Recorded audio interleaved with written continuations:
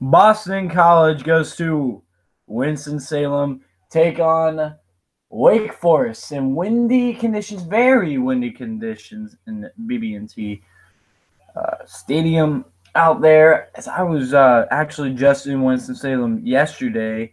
I live in Ohio, yes, but I drove down to Winston-Salem where I met up with family to help them evacuate who live in the Carolinas, but they're definitely not as somber and as eerie as everything else along the coast and around North Carolina, as a lot of other places evacuated all the way from the Carolinas, really, in general. So let's get right into it. This home team has Hurricane Florence. You know, the eye of the storm is nowhere near the Carolinas right now, but the rain is starting to hit the Carolinas. Cloudy day, you know what's happening. There's not going to be too many people in the stadium watching this game. So let's go ahead and talk about the starters for today. Starting on Wake Forest on offense, Sam Hartman, the true freshman, is going to get the start at quarterback. He's been starting throughout the season. Matt Colburn is the senior running back who's going to be behind him. Watch for Cade Carney to get significant snaps as well. Jack Frudenthal is going to be the tight end for today. The two wide receivers on the outside is Sage Surratt and Alex Bachman, and Greg Dortch is going to be the slot receiver. On the offensive line, right side of the offensive line, you got tackle Nathan Gilliman and guard Patrick Osterhage. On the left side, you got Jake Benzinger, and at tackle and guard is going to be Phil Haynes.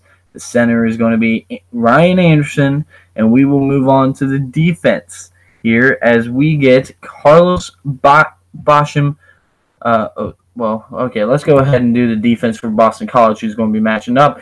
Wyatt Ray is going to be the defensive end on one side, while the other is going to be Zach Allen, a couple of experienced guys there, and also another experienced guy, Ray Smith, in there, and another experienced guy, but the least experienced at the nose tackle. And the defensive tackle is an experienced redshirt junior, but is not a senior like the others, Tanner Carafa, as he is technically the same age as them, or not technically, he is the same age as them, but he has that redshirt tag. Strong outside linebacker will be Kevin Bletzer, while the weak outside linebacker will be Max Richardson, and Connor Strachan is going to be the middle linebacker. Taj Amir Torres is on the left side at cornerback, and Hamp Cheevers is on the right side at cornerback. Free safety, Lucas Dennis, and Will Harris is going to be the strong safety. Now for the offense, Anthony Brown, the redshirt sophomore, going to get the start today over E.J. Perry yet again. He's been starting all week. Or all year, I should say. A.J. Dillon, the true sophomore running back, is hitting the scene hard, and he is looking good. The two tight ends to watch for is Tommy Sweeney and Chris Garrison. Very experienced there. And that wide receiver, the X is going to be Kobe White, and the Z is Jeff Smith. On the offensive line, you got tackle on the right side, Ben Petrula, and on the right guard, it will be Chris Lindstrom. Left side will be Aaron Montero at the left tackle and Sam Schmall at the left guard. John Baker is going to be the center as well today for Boston College, and they will be taking on this defense of Wake Forest, led by defensive ends Carlos Basham and Chris Calhoun. In the middle, you got Zeke Rodney at defensive tackle and Willie Yarberry. Those are the defensive tackles. The rover is going to be Demetrius Kemp, while the buck is going to be Justin Strand. I don't know how to say that. Strnad. Sternad, I guess. I'm going to just call him Justin Sternad for tonight until I hear it be said. DJ Taylor is also the middle linebacker. Amari Henderson is one cornerback, while Asang Bassi is going to be the other cornerback. Chuck Wade Jr., the strong safety, and the free safety is Cameron Glenn. And the special teams for the home team, Dom Maggio is going to be the punter, the place kicker, Nick Skiba, the true freshman, and also Dayton Demel is going to be the long snapper, and the holder is also going to be Dom Maggio. And the kick returners for today, Greg Dortch and Alex Bachman. They are also the punt returners, led by Greg Dortch. Kickoff specialist finally is a graduate transfer. I believe transfer, but he's a graduate student at least. Eric Osteen. Now the special teams for Boston College. You got Grant Carlson at punter. Place kicker Colton Lechenberg. And Jimmy Martin the long snap. And Jeff Smith to hold the kicks. Jeff Smith, of course, being the wide receiver. Very interesting there. Michael Walker is a punt returner, backed up by Hamp Cheevers. And Michael Walker will also return kicks with Ben Glines. And Lechenberg is going to send that ball deep. Injury-wise, there are no notable injuries for either team, so we are almost ready to kick off here.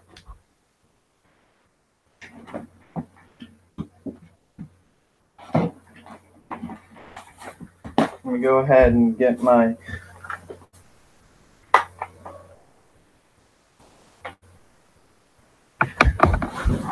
All right.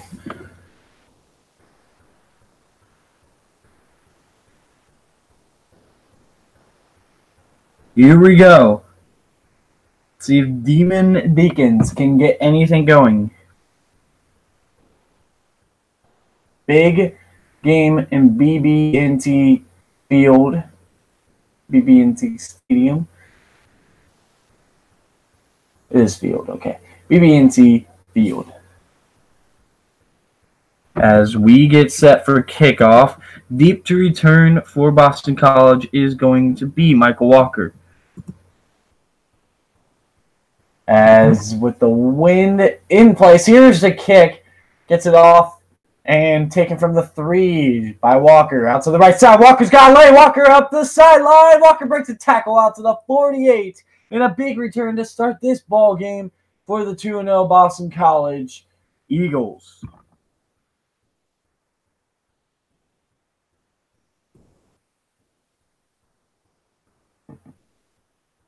So here we go, offense explosive through the first couple weeks for Boston College with the ball. A big game coming up for the Eagles.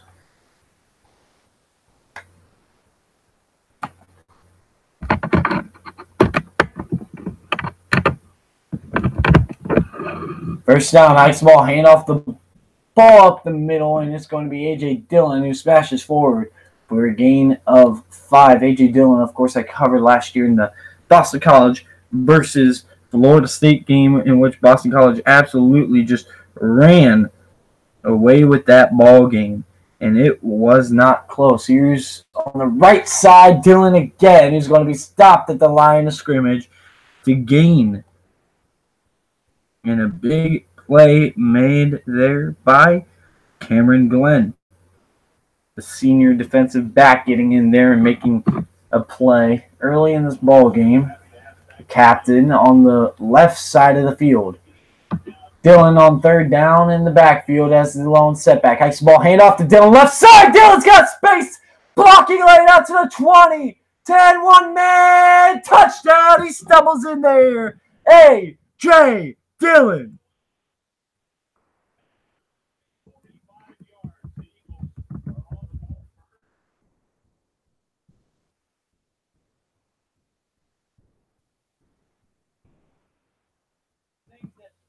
What a big play to start this ball game for A.J. Dillon. 3 rushes for 52 yards by Dillon, the workhorse of this Boston College offense.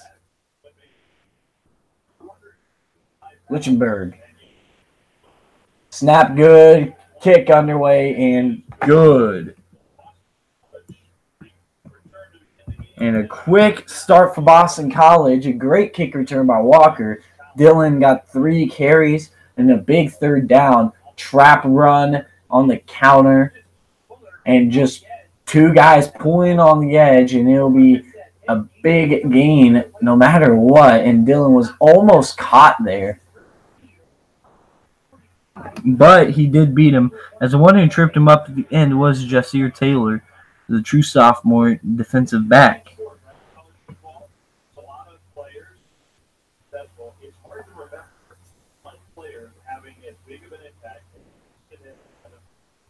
A.J Dillon, though, trying to get Boston College to that 3-0 mark and trying to give me an argument to put them in the top 25. For sure, this is the first time I've watched them this season, really, other than the highlights. They played UMass and the Holy Cross. Not really notable games to necessarily watch. I don't really feel like watching those games. As here's the kick sent deep. And it will be in the end zone for a touchback, as they're sending that deep was actually Danny Longman, who was not listed. As here comes Sam Hartman, the true freshman. Emergency surgery due to infection on his shoulder and transferred to Oceanside Collegiate Academy for senior season. Previous school folded team. But here comes the true freshman. Hartman in the shotgun. Hand off up the middle, and it's going to be Colburn getting the first carry out to the 28-yard line. A gain of 3 here. 6'1", 190-pound freshman from Cornelius, North Carolina. 61.5% completion percentage. And here's Hartman on the design run to the left side. He gets smacked after a decent gain there. And a big tackle made by Lucas Dennis. The first time we're going to call that defensive back's name today, the safety. 2 guys wide right, 1 guy wide left, tight end to the right side. X ball, Hartman back to throw, and the whistle's blown dead. Let's see what the flag is. Looks like it's going to be on Boston College. I did not see anything in particular, but it might be It might be a false start.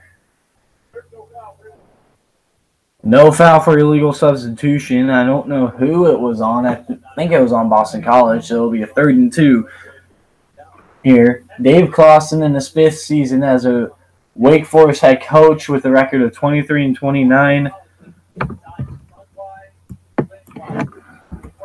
Make sure I'm not muted. Last time I was muted for I'm not muted for a good bit of the stream. So here we go. Hartman back to throw on 3rd down. Hartman's going to scramble. Hartman takes off and lowers the shoulder and gets that first down out to the 37-yard line. A big run by number 10, Sam Hartman.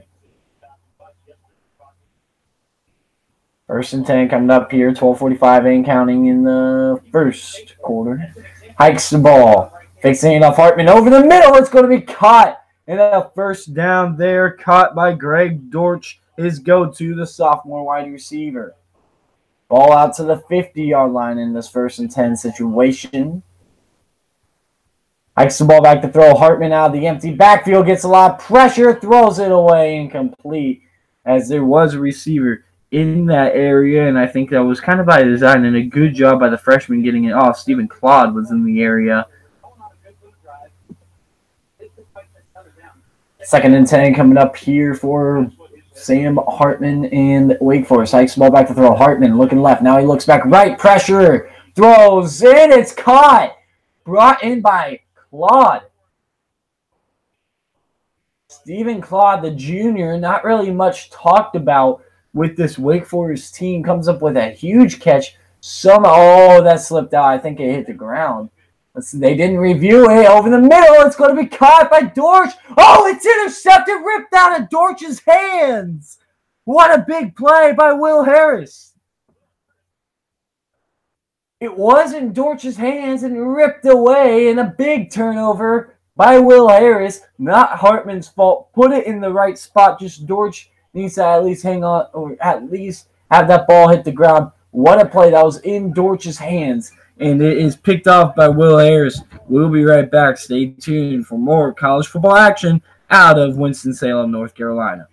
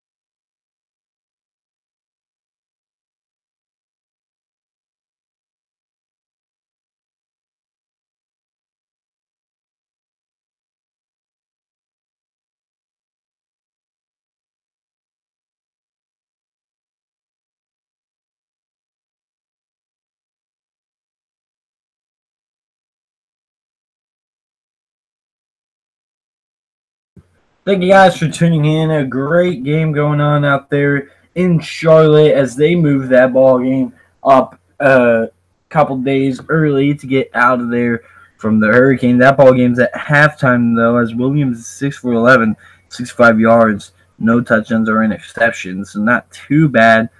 Decent rushing game for Old Dominion, averaging 5.2 yards per carry right now. Reynolds, on the other hand, 14 for 19, playing amazing out there for Charlotte. LeMay has 10 carries for 22 yards as the lead rusher. Lead receiver is Tucker with 54 yards and 4 receptions.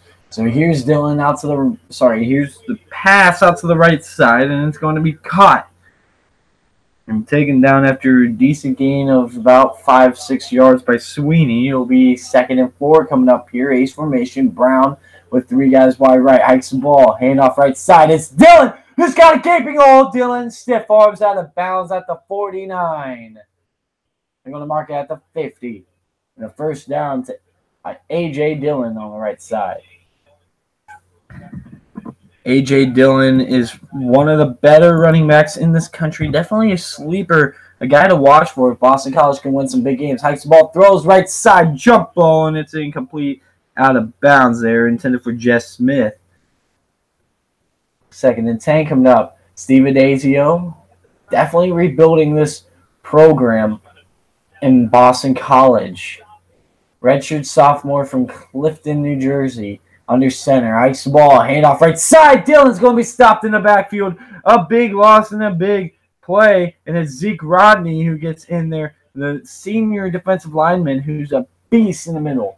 He's so quick and one of the quickest defensive tackles that A.J. Dillon will face all season long, and that's compliment, although he does have to play Clemson. Excluding Clemson, though, he's definitely up there. 3rd and 11. Shotgun formation here for Brown with the man to the right side. 3 guys wide left, 1 guy wide right. Tight end split out to the left side and on the right side short. Dillon is the guy to the right side. Play clock at 1. Hikes the ball. Hands it off left side to Dillon, who's stuffed at the 49. And it'll be a 4th and 9. And a big stop there by the Demon Deeks to get off the field. Definitely a little bit of a conservative play call for Adazio, but I think Adazio is kind of looking to control the field positioning battle early. So I think that was kind of his thought process. 3rd and 11. Let's not put that ball in danger. Let's go ahead and see if our Heisman contending running back can do anything. And there's a flag down, I believe.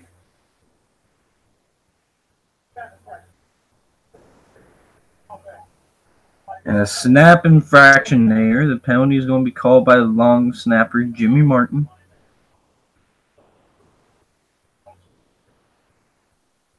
Deep to return is Greg Dortch. Standing around the 15 as Grant Carlson looks to send this one deep. Ball now at the 47 of Boston College. Here's a kick by Carlson.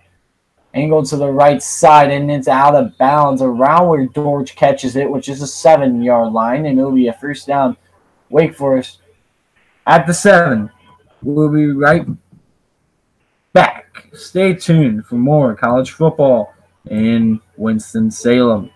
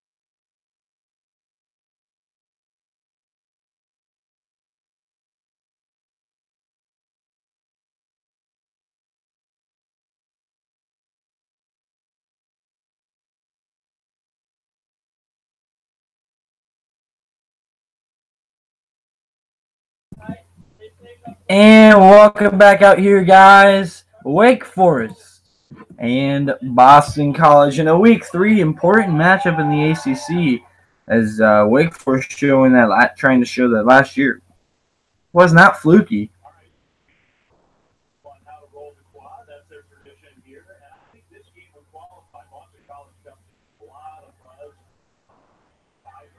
Here we go. First down, hikes the ball, handoff out to the 15-yard line for number 22, Colburn.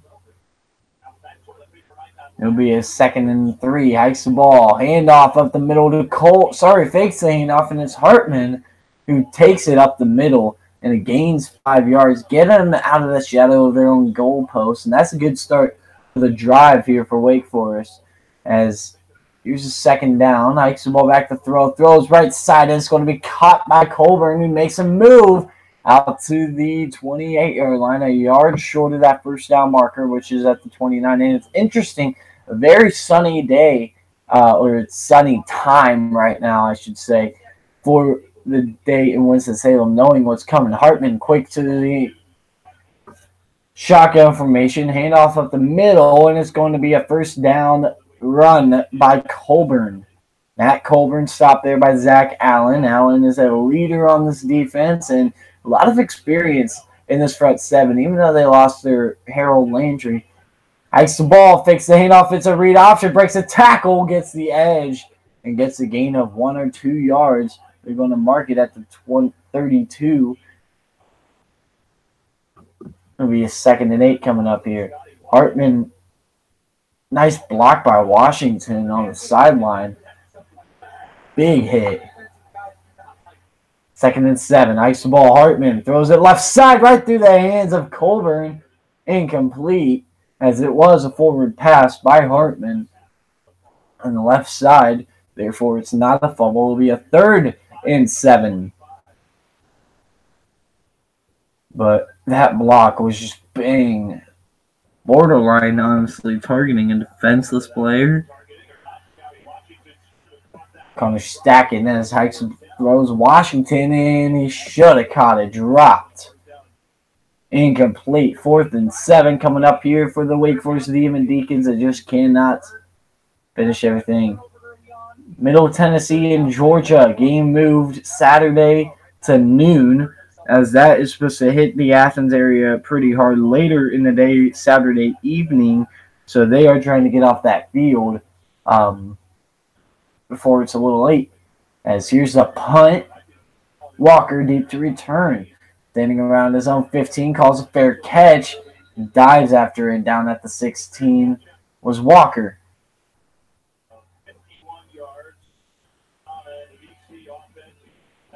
As let's go ahead.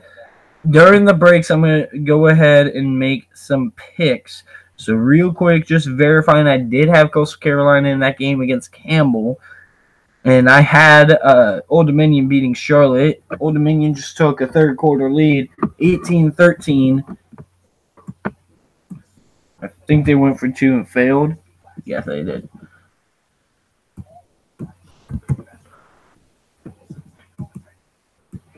So that's in the 3rd. I'm not going to comment. I'm not rooting for anyone. Just so you guys know, this is just a pick. I picked Boston College to win this ball game. I'm not rooting for anyone, though, for sure, and I'm not trying to show any bias. And my best goal is to give you the game as is. Tennessee Tech and Utah State. I got Utah State. Georgia State, Memphis. I got Memphis at home. Ohio State, TCU. Got Ohio State big. Mid-Tennessee in Georgia. I got Georgia easy. Kentucky beating Murray State. Tennessee beating UTEP. Rutgers over Kansas. Indiana over Ball State. Maryland over Temple. Iowa State in an upset against Oklahoma at noon Eastern tomorrow. I think it's a dangerous game in Ames. And it's easy to sleepwalk on Iowa State, even though they beat you a year ago. I don't feel like there's going to be much of a revenge factor. But then again, you never know with this situation, and Kyle Kemp is questionable for that ball game. I feel like he's going to play, and that defense also looks really good for Iowa State. I feel like they will be able to slow down Oklahoma. Clemson beats Georgia Southern pretty easily. I got Syracuse, and I've been fighting with this one. Syracuse beating Florida State. Florida State favored by 3. Miami over to Toledo, but I think that one will be decently close. Troy will give Nebraska all they can handle, but Nebraska will take it. Penn State over Kent State. Hawaii over Army. And this is another one I've kind of played around with. Army is favored by 6.5 in Vegas, but I got to go with Hawaii in this one. They're playing too good right now. UConn over Rhode Island. Pitt over Georgia Tech in a close. No, I got Georgia Tech in a close one. Tulane beating UAB. Stanford over UC Davis. Notre Dame beating Vanderbilt, but I think that one's closer than most would expect. Vegas has it as a 13.5 right now. I'm going to go ahead and give the spread to Vanderbilt, but Notre Dame's going to win that ball game. And same thing here. I think it's going to be closer than 10.5, but Auburn's going to beat LSU. So here we go. First down, 10. Hikes the ball left side. A.J. Dillon side swipes and gets back to the line of scrimmage. And A.J. Dillon had a long touchdown run to start. He's kind of been contained since then. But it's early. He's only had a handful of carries. His 7th rush. He had 3 rushes on the first drive, so he's had 4 rushes since then. He's still averaging 9.1 yards per carry just based on that big run. 2 tight ends to the left side. Man in motion goes to the left side is Kobe White. Hikes the ball back to throw. Throws right side, and it's incomplete. Intended for C.J. Lewis. And sorry, that wasn't White. That was Walker. Kobe White's number 9. 3rd and 10 coming up here. 7:21 to go, first quarter. Brown lines up in the shotgun. Man to the left side. 3 guys wide right, 1 guy wide left with the tight end split out wide to the right side is Sweeney. Right side of the defensive line with 3 guys, only 1 on the left. Hikes the ball back to throw. Brown's going to tuck it and run. Brown trying to fight for that first down. Gets smacked at the 16 and a 3 and out and a big one. A.J. Taylor with the stop. 4th and 4 coming up here for Boston College with a quick 3 and out. Not necessarily needed considering they are backed up pretty deep into their own territory, and that's not Steve Adazio's game right there.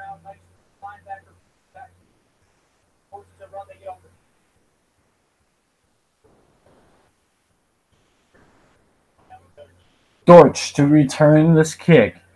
So here's a punt by Carlson, and Dortch will go ahead and take this one from the 39. Dortch sidesteps up to the right side. Dortch has got a block. Dortch, right side. Can he get to the edge? And he's out of bounds at the 28. Looking for a flag. Flag was thrown. Dortch out to the 28, and I think they got the flag on a late hit out of bounds on Martin. Wow. They call a block in the back on Nasir Greer, the freshman defensive back. Big time. I mean, yeah, they definitely called it, and it's good, but that was late.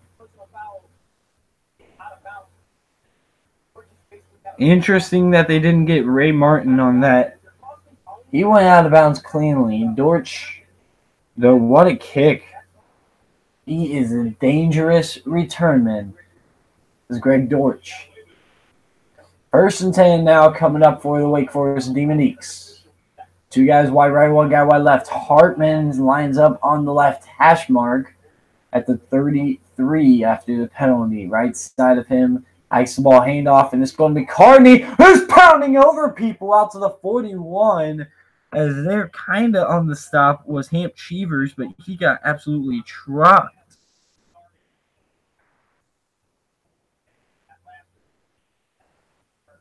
Handoff to the left side, Carney, and you'll get a decent 3rd down or 1st down gain.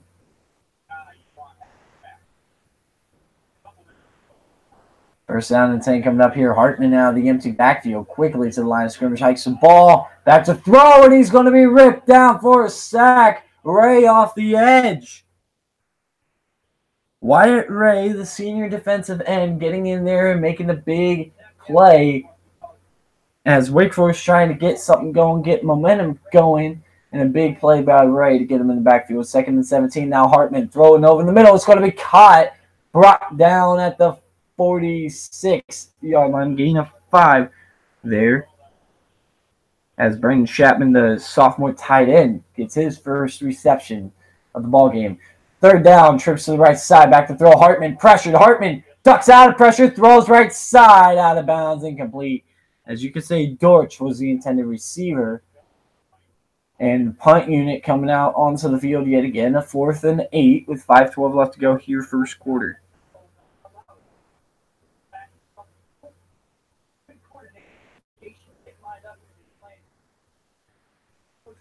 Deep to return, Michael Walker as Dom Maggio is the punt.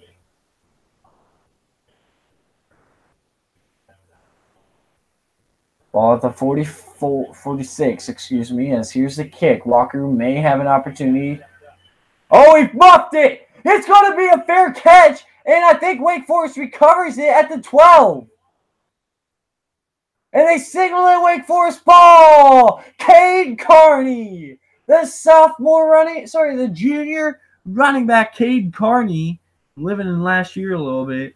The junior, though, makes a big play, and that's the first turnover of the game for Boston College. 2nd one, and it's just dropped by Walker. That's not good. It's not something you're looking for with Boston College in the special teams unit. Recover it all the way at the 12, and all of a sudden Wake Forest is in the red zone for the first time tonight. Cade Carney had that ball right on it. There were many guys right there. Cade Carney was the guy who came down with it. 2 guys wide right, 1 guy wide left with the tight end to the right side. Colburn is the guy to the left side of Hartman on the left hash. Hartman back to throw. Looking. Throws in the flat, and it's going to be caught for a gain of 1 out to the 12. Jack Frutenthal. And Frutenthal comes down with a diving catch. 5 of 10 for 37 yards and an interception for Hartman. That wasn't his fault. As here's the play action. Now Sam Hartman's going to tuck it and run and get inside the 3 and get that first down out to the right side as he's bumped out of bounds.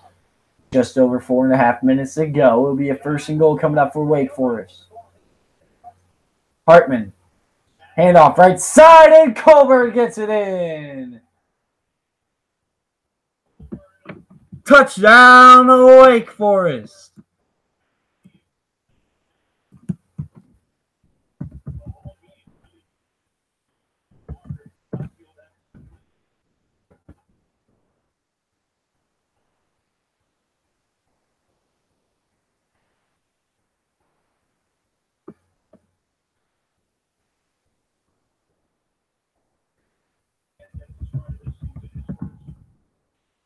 Matt Colburn with his first rushing touchdown, kick up and good. Skiba puts it through the uprights to tie this one up at 7 apiece. We'll be right back. Stay tuned for more college football action in Winston-Salem.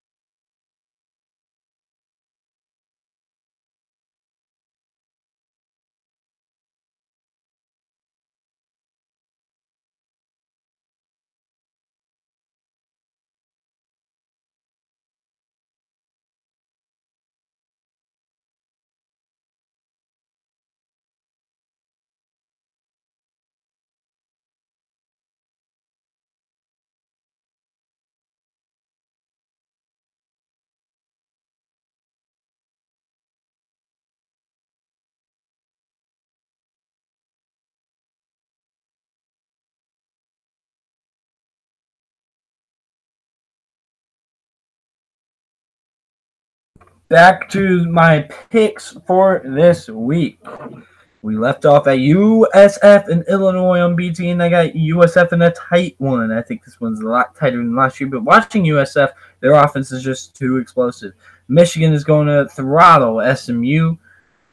Duke is going to beat Baylor in a close one, as Baylor's favored by 6.5 in that one. Miami, Minnesota, I got Minnesota in that ball game. Wisconsin, BYU, I got Wisconsin plus 22 or minus 22. I got them winning by more than 22. But I think that one's kind of a void for betting odds. And Boise State, Oklahoma, I got Oklahoma State. I got Boise State in an upset, as they are favored by 2.5, Oklahoma State.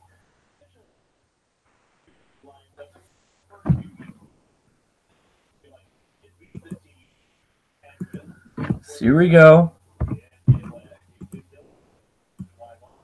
Boston College tied up with Wake Forest at 7 apiece. As here's the kick sent deep in the end zone is Walker. He takes it out to the right side. Walker trying to get a block. Pounds forward out to the 27. And a decent return by Walker.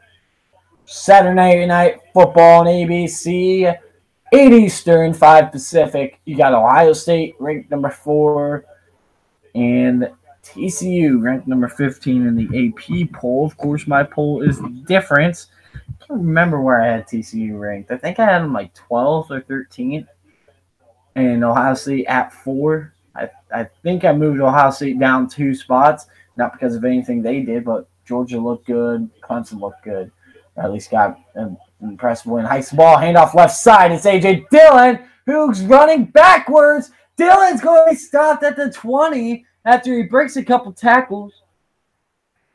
And 7-yard loss for A.J. Dillon. And everything on Wake Forest just going to that left side to shut down Dillon. On the right side of the defense, left side of Dillon. Man in motion, hikes the ball, play action, throws, screen, and it's going to be in the backfield again. A loss of maybe 4 yards there, as is Chris Calhoun. That's Joshua Taylor on the stop. Who is that on that reception? Oh, yeah, Jeff Smith. Duh. Jeff Smith lost 4 yards on that play. Joshua Taylor on the stop. 3rd and 20. Expect a conservative play call here, and they won't. Oh, they will on the draw to Dillon, and he gets a gain of 2, but not enough as he gets near the 20-yard line, 19.5. As Williams comes up with a stop there, it will be a 4th and 18 for Boston College after 2 disastrous plays. One by A.J. Dillon and one by Jeff Smith.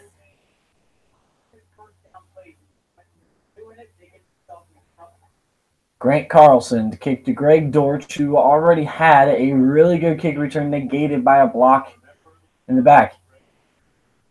Here's the punt, and Dortch is going to have another chance out to 41, and Dortch sidesteps and gets taken down at the 43.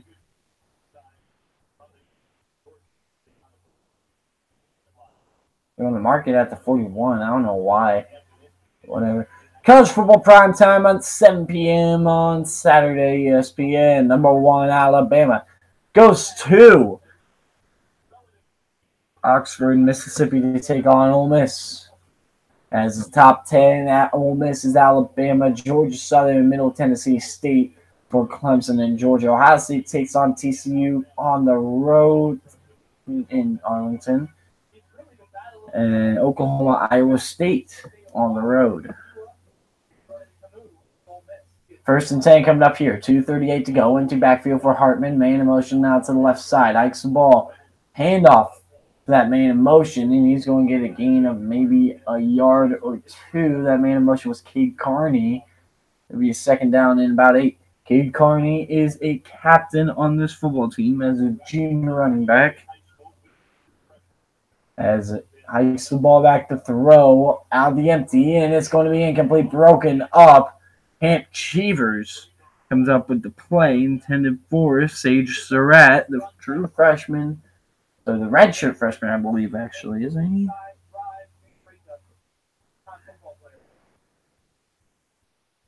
I think is a redshirt freshman, Sage Surratt, but a good play breaking on that ball was Hamp Cheevers. 3rd and 8 coming up here, 2:15 left to go here for Wake Forest. Hikes the ball back to throw. Pressure coming from the left side. He's going to scramble out to the right side, and it will be incomplete. Throw intended for Dortch, and it'll be a 4th and 8 coming up here for Wake Forest offense. Just a rough outing right now for Sam Hartman, not being able to deal with that front four for Boston College, which is very experienced, very solid. Zach Allen, of course, getting pressured there. Also had Wyatt Ray on his back there. And here's a punt by Maggio, and this is a long punt, and it's going to go. Oh! It avoided the goal line somehow, and it's out of bounds at the one, inside the one. Wow! Maggio just got a big bounce, and that is just something Maggio is going to take a lot of pride in. Look at that backspin on that, though. It bounces towards the end zone and it just stops bouncing at the 1 yard line and rolls out of bounds to the right side. What a big play by Maggio. And it'll be a 1st and 10 inside the 1 from a team or from a offense who lost 10 yards on the first 2 plays of the last possession. Dillon is the lone setback in the ace formation. 2 tight ends. Oh, sorry, it's an I formation. Sneaking ahead is Anthony Brown, who gets out to about the 2 yard line. It'll be a 2nd and 9. What a punt, nonetheless. 1:35 to go, 1st quarter. Again, the lone setback field. This time for Dillon. Man in motion is the wide receiver to the left side. Hikes ball, hand off right side. Dillon sidesteps a defender and gets out to the 13 yard line. It'll be a 1st down. A.J. Dillon with a big juke move to get more yards and move that ball forward. 12 rushes and 4 passes for Boston College. I wouldn't be surprised to see a play action here and let Brown take a shot deep, although that corner is backed off. And you have no safeties deep, and all it takes is a deep post over the middle. Hikes the ball, handoff, and it's Dillon. Oh, he spins away from a tackler. Dillon out to the 34 and a big 1st down, gain of 21. A.J. Dillon spins away from a tackler after a juke, and what a play by A.J. Dillon to get 21 yards, and he's starting to show up a little bit here. 99 rush yards. Ace formation with the tight end in the backfield to the right side, man in motion. Hikes the ball, it's jet sweep to the right side, and it's going to be out of bounds right away for Jeff Smith. It'll be a 2nd and 8.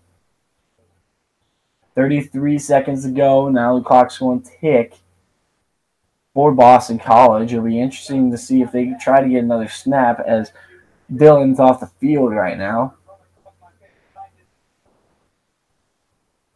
2 guys wide right with an ace formation. Hikes the ball, hand off the left side and nowhere to go. Stopped 1 yard gain. As that was Davon Jones, who's listed as a linebacker who got that carry. And that'll do it for the 1st quarter. 2nd quarter coming up, guys. 7-7. Boston College with the football. Stay tuned for more ACC action out of Winston-Salem.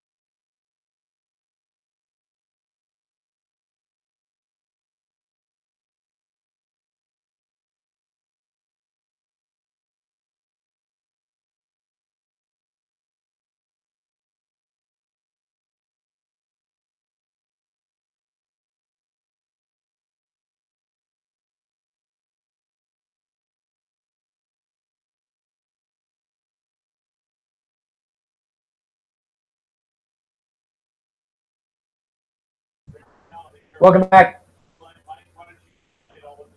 Mike Bettis out there in Myrtle Beach, which tide's going up to the beach. 100-mile-an-hour hurricane trying to latch on to the coast of North Carolina. And it is a big deal, guys. Hurricane Florence is definitely nothing to take lightly, for sure. As he was a first down throw out to the left, third down throw out to the left side to Sweeney, who's going to get a decent gain there, but stopped just a couple yards short.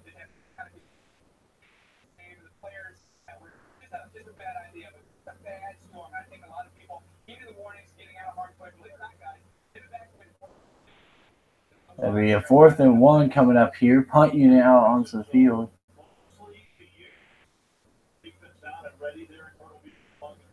As here comes the punt to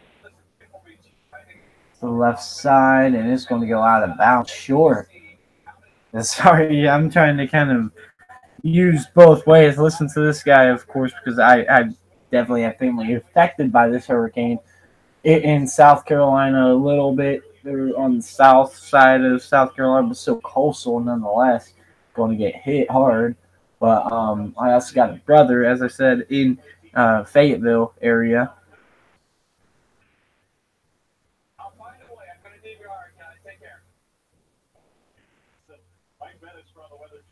As here's the 1st and 10 coming up here for Hartman. 3 guys wide left, 1 guy wide right with a running back to the left side on the right hash mark.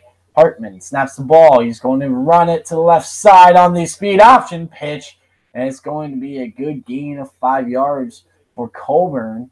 And it'll be a 2nd and 5 coming up here for Wake Forest on offense. Trying to get a 3-0 record. That's what's at stake here. A jump start in ACC play as well for both these teams. And get a 1-0 record in that standpoint. As hikes the ball, he's going to be Hartman out to the left side, and he's going to pound forward for a first down all the way out to the 43. Sam Hartman out to the Boston College 43. His 7th rush for 45 yards. True freshman putting his team on the back. Trips to the right side now. Hartman back to throw, looking left, is picked off. Baited perfectly. It's Hamp Cheevers.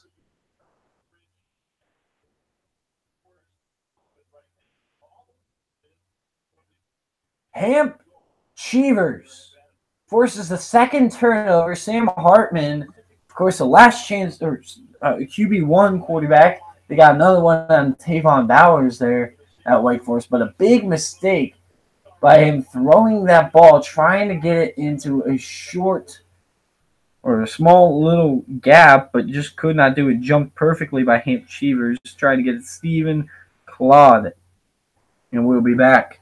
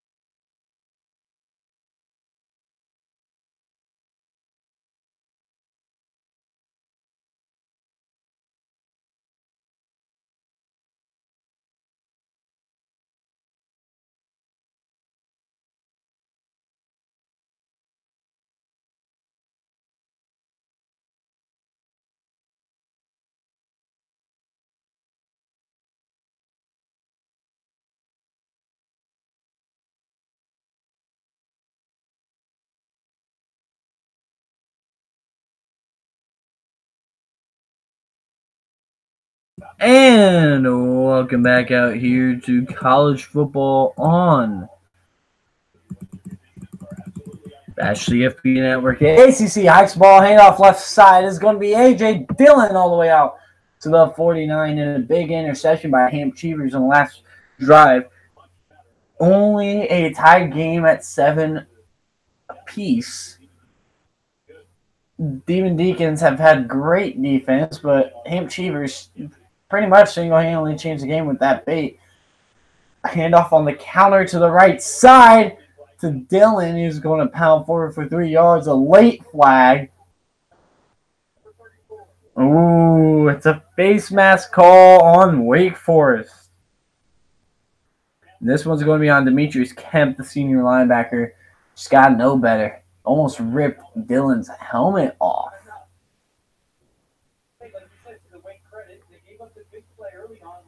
It'll be a first down and 10 as a result. The late flag was at the end of the play.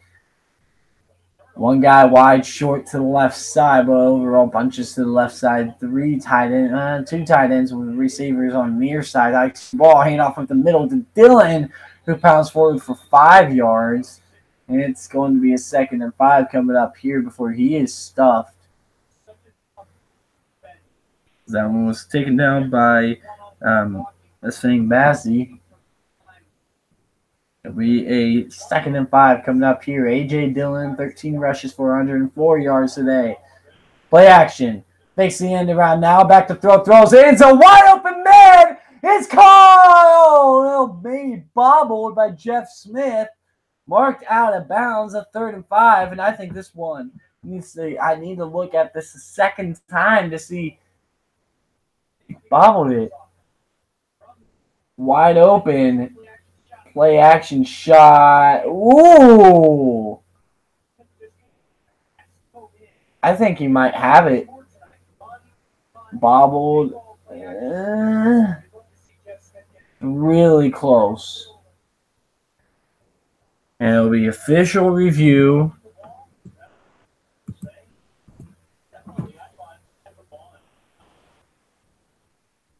I think he got a foot down.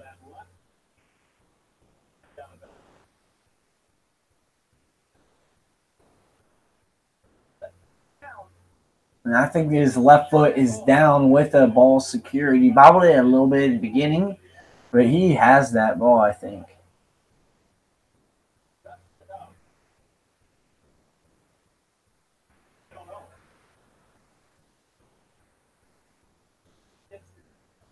Left foot down.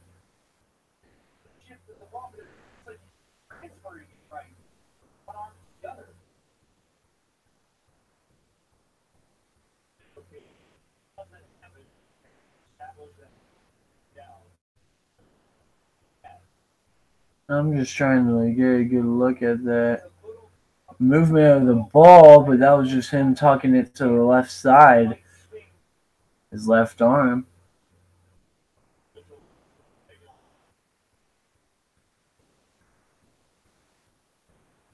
$12:11 to go here in the second quarter. 7-7, Jeff Smith.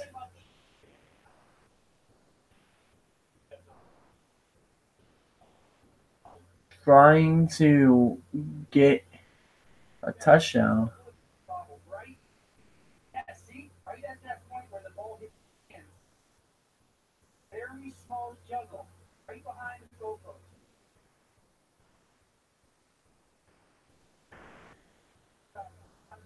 And it's a touchdown! That was probably really loud, but Jeff Smith did get that foot down.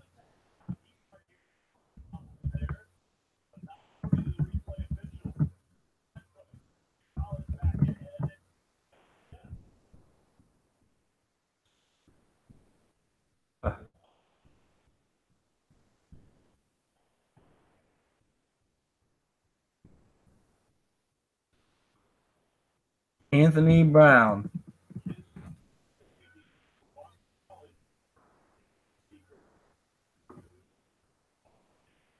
Big play. Let's use the kick up and good by John Tessitore,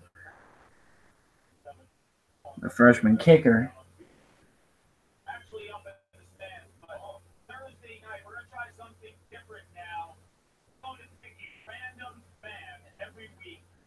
And we'll be right back. Stay tuned. The score 14-7 Boston College.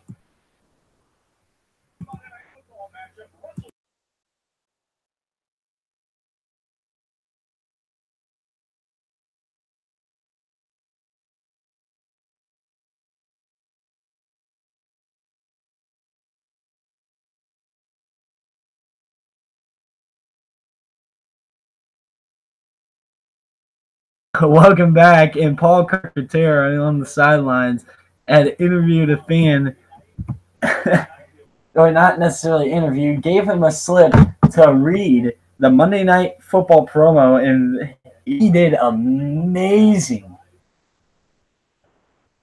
As here's the kick sent deep and through the end zone. John Tessitore, of course, the son of Joe Tessitore of ESPN, that is.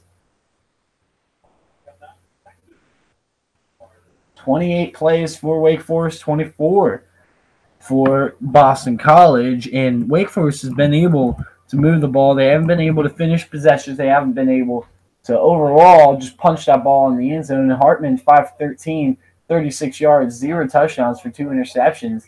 He walks onto the field, has a high snap, bobbled, and it's going to be brought down and handed off to Colburn, who's going to stop after a gain of 1 by a cluster of Boston College defensive linemen, and led by Ray Smith there, and also Richardson got in there. 2nd and 8 coming up. Hartman, man motion as a tight end to the right side on the left hash. Hikes the ball. Hartman is going to flake the handoff. Throw over the middle. It's going to be incomplete. Sailed high intended for Greg Dortch. 3rd and 8.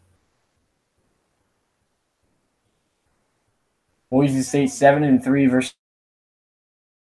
Power 5 teams. Interesting game coming up. They got hikes the ball. Handoff, and it's Colburn who won't get anywhere. He's stuffed by that defensive line led by McDuffie and, of course, Zach Allen. 4th and long coming up here for Wake Forest. 4th and 10 to be specific, as Boston College is going to get that ball back up 14-7. Early stages of the second quarter. As here comes the punter onto the field, Maggio, who had a very good punt earlier. I doubt he's going to get the same. So here's the kick by Maggio, and it is still a deep ball. Michael Walker all the way back at the 20. Michael Walker's going to take it left side, and he gets smashed around the 29-yard line. And we'll be right back. Stay tuned as college football kicks into full gear in Winston-Salem's.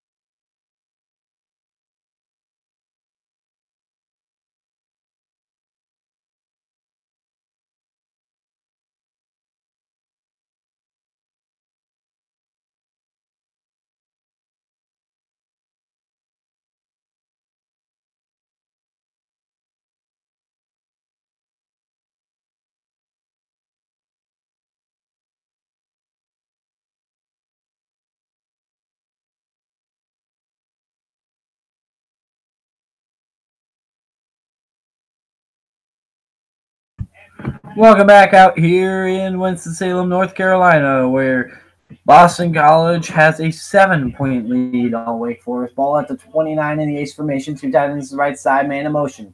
Is Smith hikes the ball, handoff on the weak side. Is Dillon who breaks a tackle, but is just swallowed up in the backfield at the 26. The loss of 3 for A.J. Dillon, who's had a couple big carries, but mostly contained here outside of the big breakout carries. I think really Dillon has killed them when the blocking schemes are just set up perfectly. Two guys wide on each side. Brown, man in motion. In the shotgun formation, Anthony Brown snaps the ball back to throw, looking left side, and it's going to be caught. Caught there, gain of 11 for Davis. Sorry, excuse me. That's C.J. Lewis. 3rd and 9 coming up here. 1 for 5 on 3rd downs tonight for Anthony Brown as he has an empty backfield. 2 guys split left to the short side and 3 guys out wide right. Brown showing a lot of pressures. Wake Forest showing a 5 to 6 man rush coming. They're going to back off that. Hikes the ball back to throw. Brown throws right side to Sweeney, who's going to be swallowed up at the 36.5-yard line. It'll be 4th down, though, not getting that 1st down. Short by 3 yards.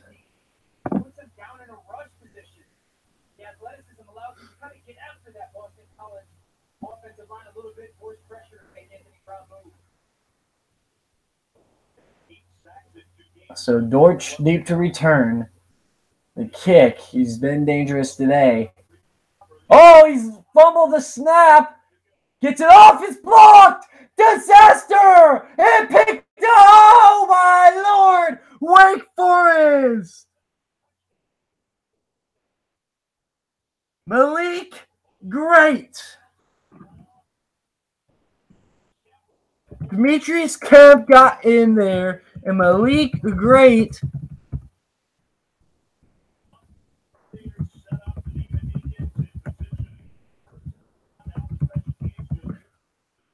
What a great job capitalizing on a very bad snap that went right through the punter's hands. And we are an extra point away from the tied ball game. Skiba to kick in, it is good.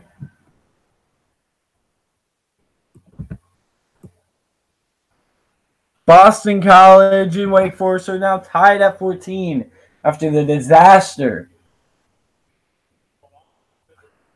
And just right through the hands of the punter, tried to get it off, and it was dove in. And you could have actually got that one off and recovered by great Demetrius Kemp. Got a nice block as Grant Carlson could not get that ball off. Couldn't handle the snap. And a disaster for Boston College, who seems to be controlling every phase of the game but special teams. So 8:56 to go here.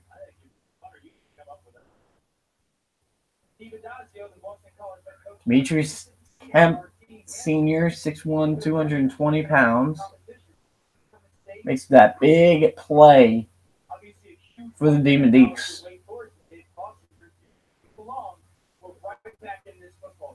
14 all. So here's the kick. Short one. And it's going to be taken out to the left side, out to the 33.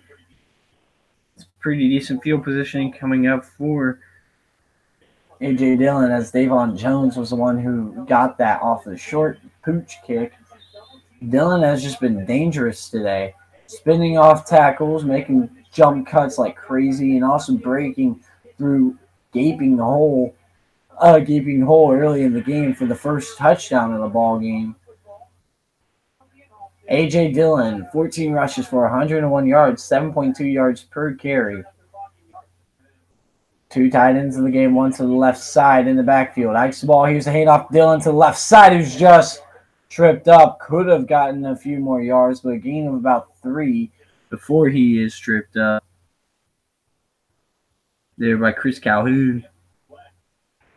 It'll be a 2nd and 7 coming up here. Brown in under center yet again with one guy wide right, one guy wide left, 2 wide receivers in the ball. Nice ball, pitch out to the right side, and a flag comes down as Dillon gets a gain of 5. Believes it's coming back though.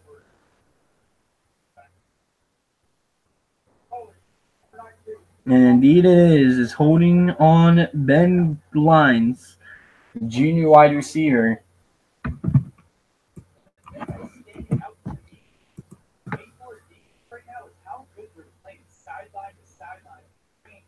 $8:24 to go here in the second quarter. 14-14 to go. Or 14-14 here in this ball game.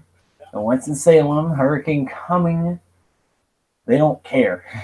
2 guys wide on each side. Nice ball, Brown back to throw. Brown looking left. Throws on the hitch. It's going to be caught by Smith, who makes a move.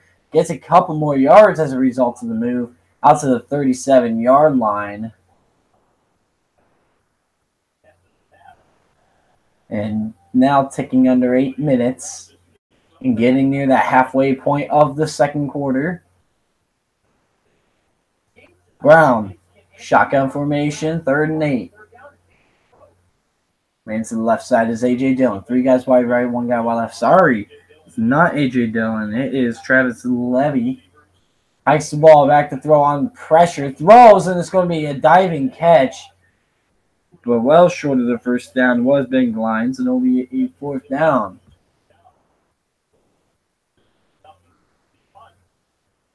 And Wake Forest getting off the field yet again. Not too much success offensively. So here's Carlson, 4 punts for 38.3 yards, 1 inside the 20. Needs to get this snap good.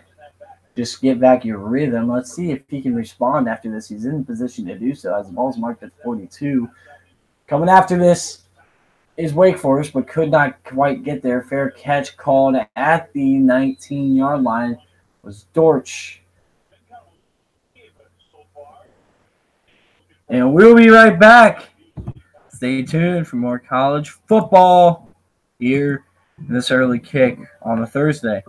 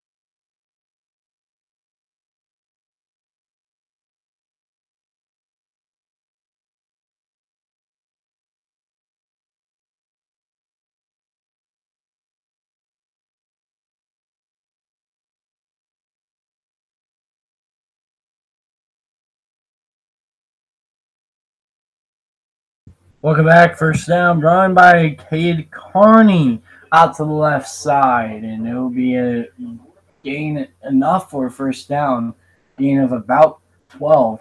Hartman on the quarterback draw and takes it to the right side and gains about 1.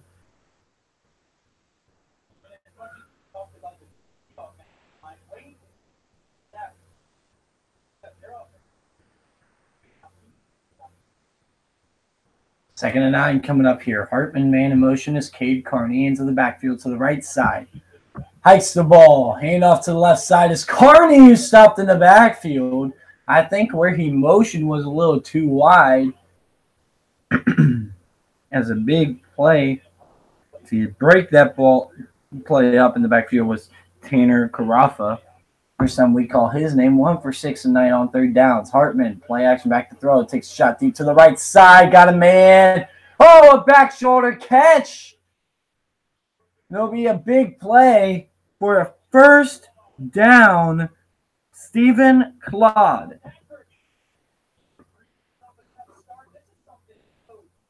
What a big play. Great throw by Sam Hartman.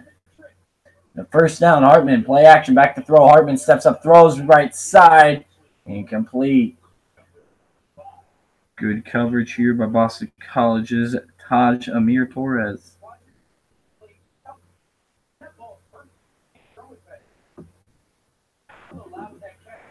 Second and 10 coming up here. Hikes the ball, play action. Now he's going to pump, fake, and run. Now he's going to throw right side, incomplete. Intended there for Surratt. And there'll be a third down and 10 coming up here. And Sage Surratt, the freshman wide receiver, getting a lot of meaningful snaps this season. And it's very interesting to see this ball game with these guys being very solid. Hikes the ball, Hartman, straight up run, and he's going to get a decent gain here. 4 yards short of the first down. It'll be a fourth and 3. Wake Forest in that no man's land at the 37. We'll go for it. 2 guys wide left, 1 guy wide right. Hikes the ball back to throw. Hartman's going to throw right side. Oh, what a catch! Sage Surratt breaking a tackle on the stiff arm. Max steps in. It's going to be at the 4. Big first down for Sage Surratt on a 4th and 3. How did he get that? Right through the hands of Hamp Cheevers, throwing dangerously and stays in bounds as well. And Cheevers actually is the one who chased him down. Hikes the ball, Carney.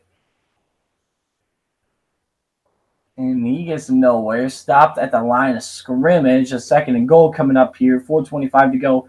First quarter. I would get a fade going. You got big receivers on the edge.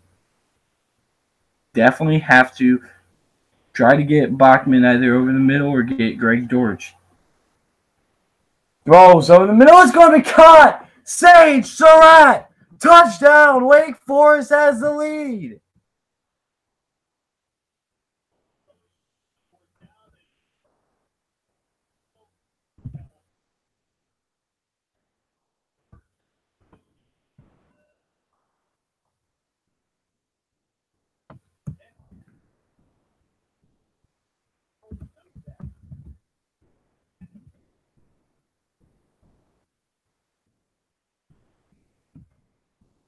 Skiba.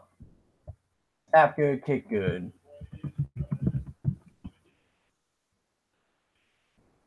Sage Surratt. Play action, throwing outside and just sizes up Hamp Cheevers for a touchdown. We'll be right back as Wake Forest takes the lead. We got a ball game.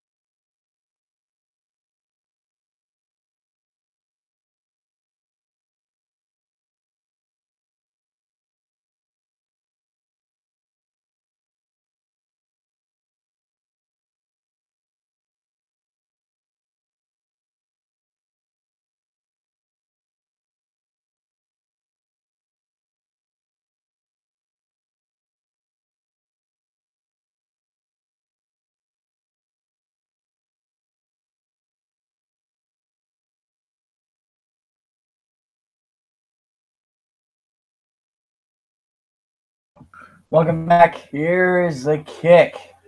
Taken from the 10-yard line is Walker out to the left side, and he's going to be pounded down. Big lead for Wake for Sam Hartman, the true freshman. Nice blocks on the left side, and Carney gets a fake handoff and bang. One-on-one coverage. Champ Heavers just outmatched, outsized. Hamp Cheevers. I said Champ Heavers. It's Hamp Cheevers. That's what I meant to say. So here comes a first down for A.J. Dillon in Boston College.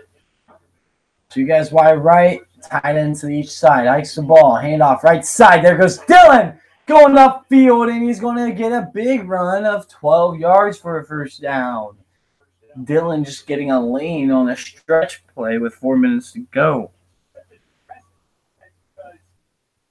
It's an inside handoff, and if you don't secure the edges where your defensive ends are on these tight ends, you're going to find it. And once he gets your shoulder square, so here we go. 1st and 10. 3 guys wide right. 1 tight end to the left side of Brown. Made a motion to Smith. Hikes the ball. Handoff left side. Jeff Smith breaking a tackle. Jeff Smith out to the outside. Tripped up at the 35 of Wake Forest. It'll be a first down Boston College. Big gain on the edge. Just missing on that tackle there. And getting a big run, making a little bit of moves, cutting inside before he's finally taken down by Cameron Glenn. Ace formation, hikes the ball, fakes the handoff to Dillon, back to throw. Brown steps up, throws end zone, wide open. Kobe White, touchdown, Boston College.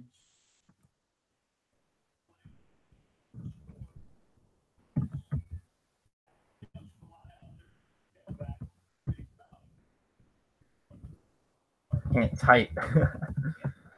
35 yards to Kobe White.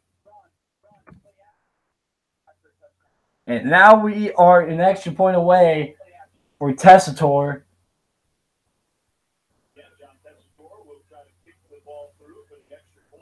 To take the tie. Oh, it's missed. Oh, no, it's not. Okay. Ooh, I thought that was missed. That was a weird camera. Or I don't know what I was seeing, but it's good. Sneaks in. And it's offsides. 21 all.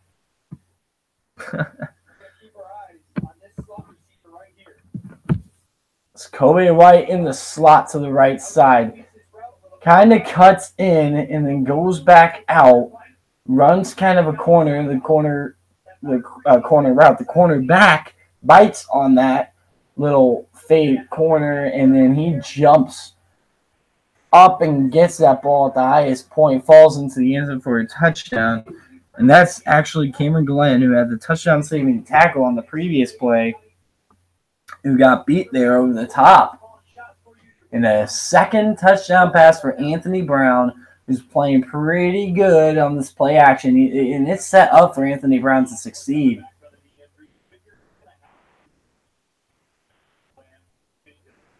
.301 to go in the first quarter, as here is the kick, sending it deep to the left side, and it's going to be Dortch, who takes a knee for a touchback.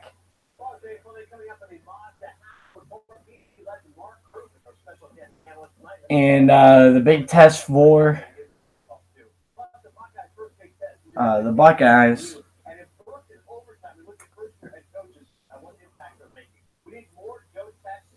On Saturday, ABC, a big test for Ryan Day as a head coach. This, I think, is the most important game to see if Ryan Day, or what jobs will come to offer Ryan Day. No one's going to doubt that he's going to get offered a Division I FBS job this summer. Sorry, this offseason. Ice the ball, handoff left side, and getting a gain of 1. Is Colburn, but yeah, no one's really doubting that with Ryan Day. But This game is going to be big on what kind of job we are looking for. Maybe some of these Power Fives with a hot seat will be looking for a day. They like his Chip Kelly-esque. Ramirez hikes the ball and going to the left side is Colburn. But this will come back as holding is going to be called here. And this one's going to be on Jake Benzinger on the left tackle side.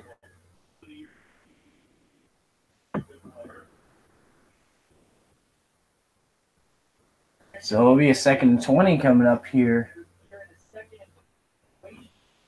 Hartman calling the signals at the line. Clock ticking.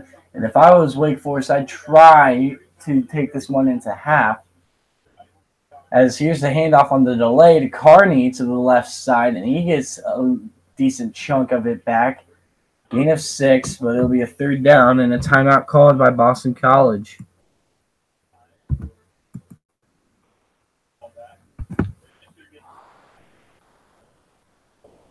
Third and 14 coming up here, and Adazio going to talk to his team here.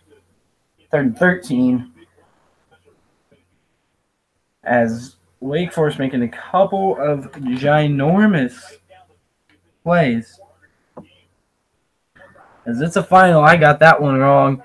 Charlotte beats Old Dominion. Old Dominion, of course, struggling early in the season, got throttled by a good Liberty team. I think Liberty's a pretty solid team. I think they're going to win 6, 7, 8 games this season.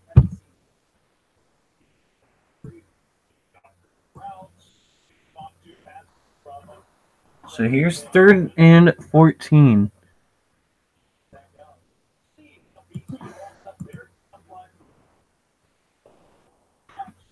Hikes the ball, hand off to Carney, who's just going to pound forward, get about 4. And another timeout used by Boston College.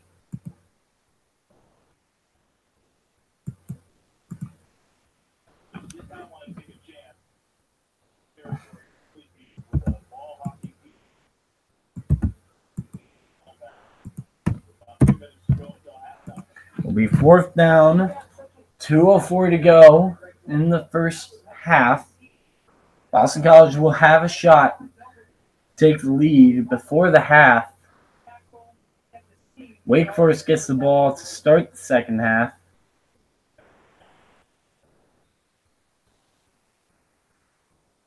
Maggio on the field to punt. Walker to return. Maggio standing inside his own 10. College game day at 9 a.m. Eastern time out of Fort Worth, Texas. They are going a little bit away from Arlington to say hi to the TCU campus. 4th and 10. Here's a punt by Maggio. They're setting up a return, but a man flying 3 is a fair catch. It's going to be called by Walker around the 35. And A.J. Dillon, the Boston College sophomore running back grandfather, is 2015 College Football Hall of Fame inductee Tom Gatewood. And hometown is New London, Connecticut, attended Lawrence Academy in Groton, Massachusetts. Childhood goal was to earn a scholarship to Central Connecticut State University. He definitely overachieved, I think, with that one. Man to the left side, 2 guys wide right with the tight end in the game. Hikes the ball back to throw. Brown over the middle is going to be caught by Sweeney, who falls forward and won't go down easy. Gets 11 out to about the 46. They're set up into Hail Mary range if they need the chance. Brown into the game now is another running back, not Dillon. Hikes ball, throws, and it's a wide open Kobe White, who he misfired on towards the sideline, incomplete. 10 for 13 for 104 yards for Anthony Brown. Very efficient, 2 touchdowns. Man to the right side is Kobe White. 2 guys wide left as well with a tight end to the left side on the right hash. Man Now moving to the right side is A.J. Dillon back in the game from Boston College, who's going to get the carry to the left, breaks a tackle, gets near the line of scrimmage in what could have been a disastrous play. Steve Adazio is going to call that timeout.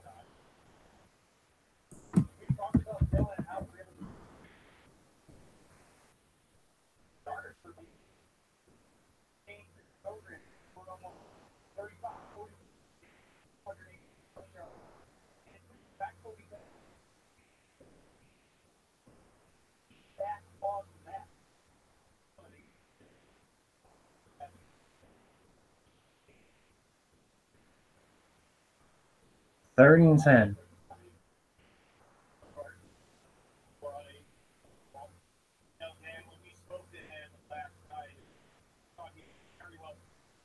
$1:26 to go here in the first quarter.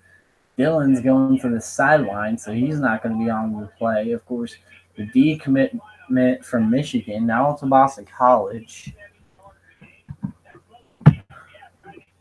Dillon starts 9 since October 14th, 2017. 27 touchdowns, which is an FBS best for A.J. Dillon. Hikes the ball back to throw. Brown, pressure, going to scramble. Brown throws on the run, incomplete, intended there. Sweeney, I believe. It'll be 4th and 10. Wake Forest is going to get that ball back, and I think they're just going to, end this half.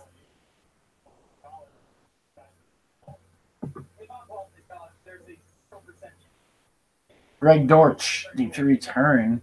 Highly doubt he will get an opportunity. Carlson.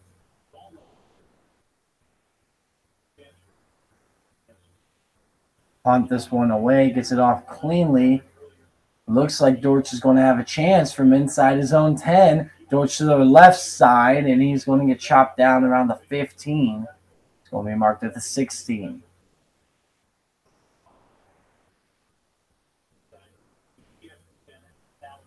As start a free trial. ESPN Plus, guys. I'm an ESPN Plus user, subscriber. Use it every month, pay it every month.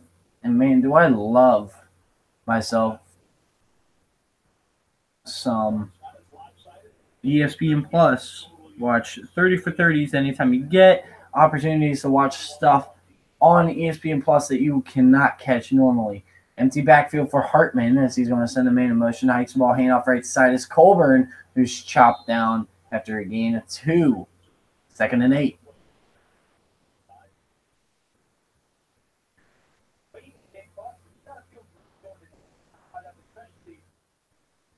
(21-21).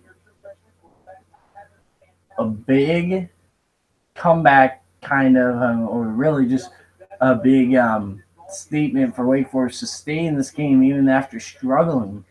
21-21, 2 guys wide left and 1 guy wide right. Hikes the ball, hand off to Colburn, and that should do it for the first half.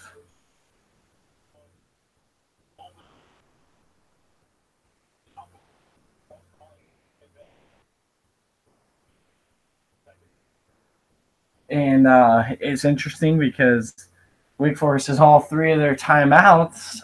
Michigan State used the timeout to buy time for the coordinators to get to the locker room. But that is it. Halftime. I'll see you guys in the second half. Thank you guys for tuning in. Really appreciate it. And I will see you guys in a bit.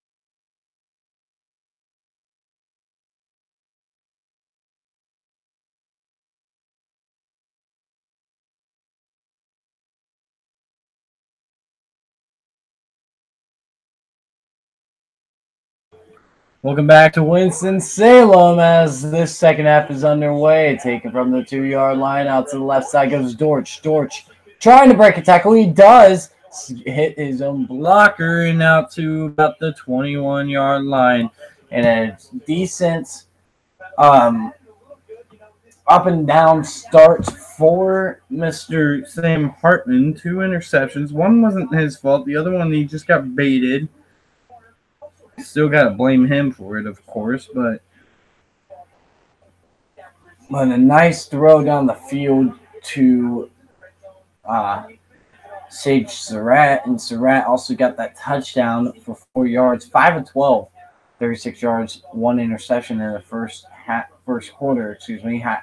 Hikes the ball, handoff right side, breaking a tackle is Colburn, and Colburn going up the field out to the 34 and a first down for Wake Forest out to the right side. And that's a good way to start the second half as Wake Forest looking to shock a lot of people here tonight. 11 carries for 41 yards for Colburn. Hikes the ball, here's another handoff. Colburn, what a spin move! Out to the right side, out to the 40, down at the 33, and another big run as he's taken down there by Brandon Sebastian, and it'll be a first down and 10. Hesitation, a lot of patience for Colburn, and then bang, he just goes firing, a big spin move, and then right up the right sideline. And Sebastian hikes the ball, fake handoff, and Hartman's going to get out to about the 24, and a great start for Wake Forest here. Sam Hartman, 2 guys wide left, 1 guy wide right. Quickly to the line of scrimmage, throws a swing pass out to the left side to Colburn, and it'll be a first down grab out to the red zone here for Wake Forest. Just a minute 15 in to this second half. Let me go ahead. I forgot to type in third quarter. Great fart.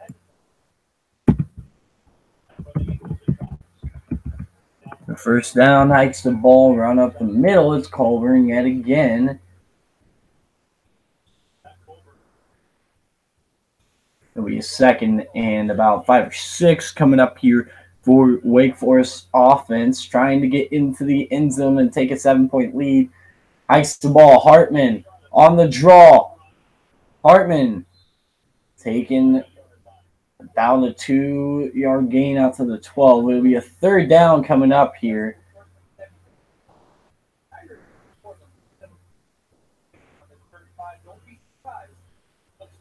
Third and 5.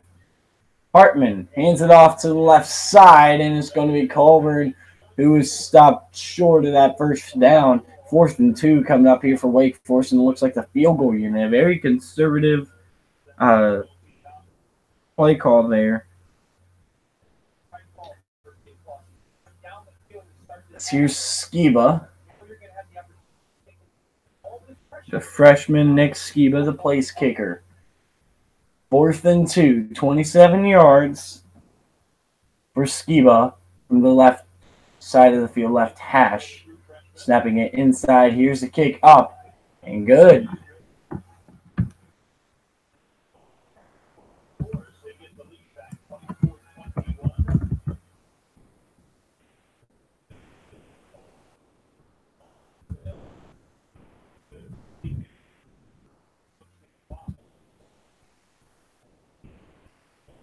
Type today for some reason. I'm working with Apple computers. This keyboard is a lot different than Apple, where I've been editing videos on.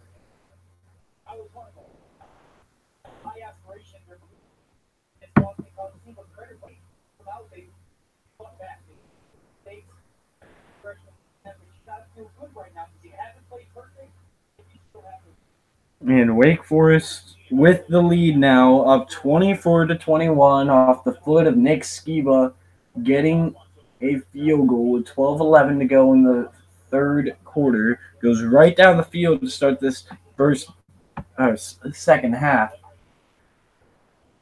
Gets a big field goal.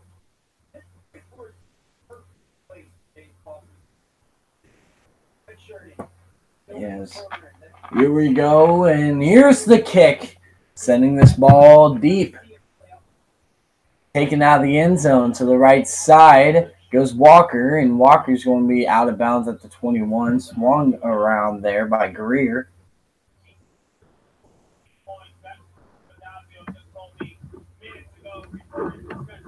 "14 points spotted," according to Steve Adazio, because of special teams. They just gave him big mistakes, gave Wake Forest 14 points, and as a result, they are down 24-21 now. Anthony Brown's playing very efficient too. 2 touchdowns, 0 interceptions for 104 yards, 10 for 14. Brown under center with A.J. Dillon as the back in the ace. Hikes the ball, handoff left side to A.J. Dillon, who's stopped in the backfield for a loss of 1. Zeke Rodney also getting in there and probably made the initial, not hit, but Amari Henderson was the one who kind of made Dillon shift back instead of cutting that ball upfield. As man in motion is a wide receiver. Play action, back to throw. Brown, pump fake. Brown's going to take off with it. Brown, sacked. Can't get across the line of scrimmage at the 18. Basham Jr. with the big stop. Carlos Basham Jr., the sophomore. And big third down. Carlos Basham from Roanoke, 6'5", 270. 3rd and 14. 2 guys wide left, 1 guy wide right with a man to the right side as a tight end on the right hash mark. And a movement. No, not going to be called. Back to throw. Brown catches them off guard. And a first down on the sideline. And what a play to come down with that is Jeff Smith. But calling for that offsides, Brown did not, there was no, or the false start, no whistle, and Brown just gets that ball off and throws a dart. Hikes the ball, play action, back to throw. Brown looking deep, taking a shot to the left side along the sideline, incomplete. They're intended for C.J. Lewis, sophomore wide receiver, the sophomore out of Hamden, Connecticut from Cheshire Academy. 6'4" guy. As that was a big miss by the officials. As definitely flinched, definitely moved. Brown under center. Man behind him is A.J. Dillon. Hikes the ball. Here's the handoff to Dillon. Left side getting a block, and Dillon pounding forward, fighting off tackles. Not going down easy, but forward progress, possibly stopping him at the 45 of Boston College, and it'll be a 3rd down. Coming up here, 10.1 yards to go on 3rd down on average. So 3rd and 10 is essentially the average. 3rd and 6.7 for Wake Forest, on the other hand. Definitely better off as Wake Forest as we take under 10 minutes to go in this 3rd quarter. 2 guys wide right, 1 guy wide left, and a tight end short to the right side.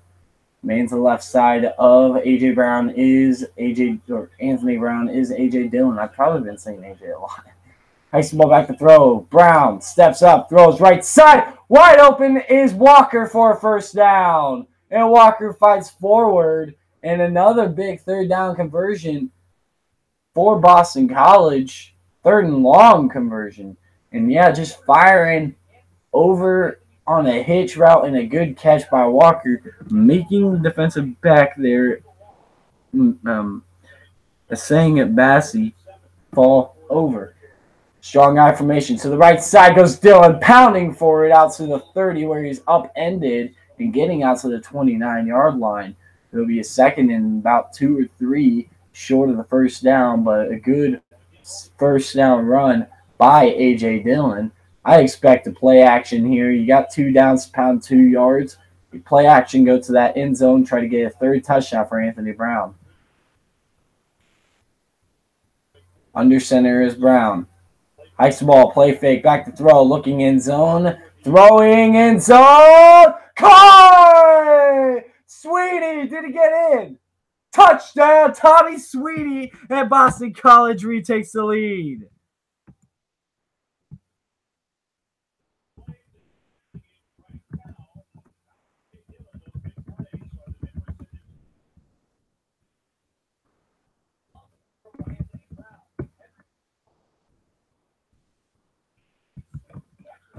What a great play. Boston College up by 3, pending the extra point, could be up 4 if Tessitore can put it in.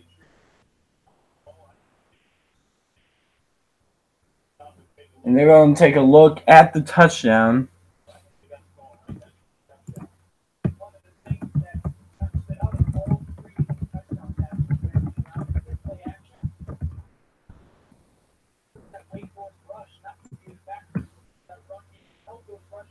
"29 yards.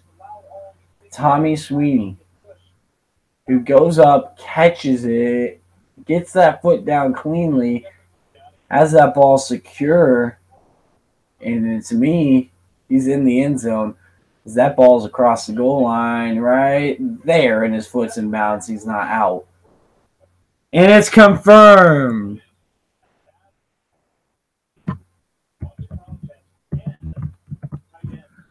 Touchdown, BC.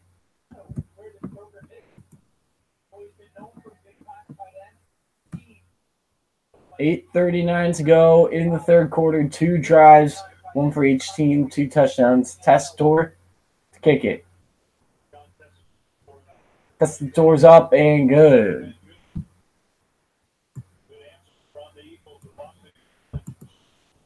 "28-24. We'll be back. Stay tuned. We got a ball game. Back and forth we go.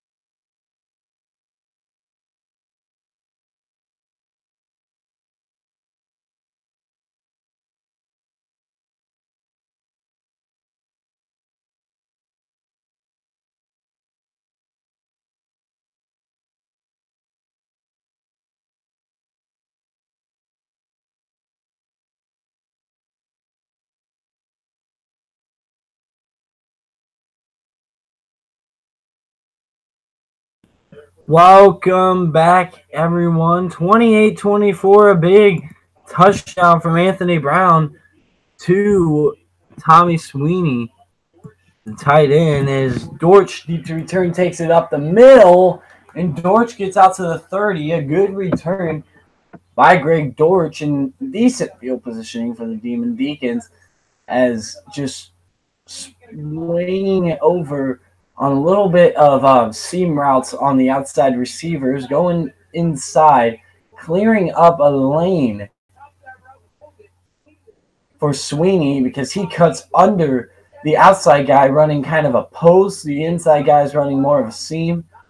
And just that deep corner route, Sweeney is wide open. As a result, good play design. One guy wide left, two guys wide right. And movement, I think it was offsides, I think.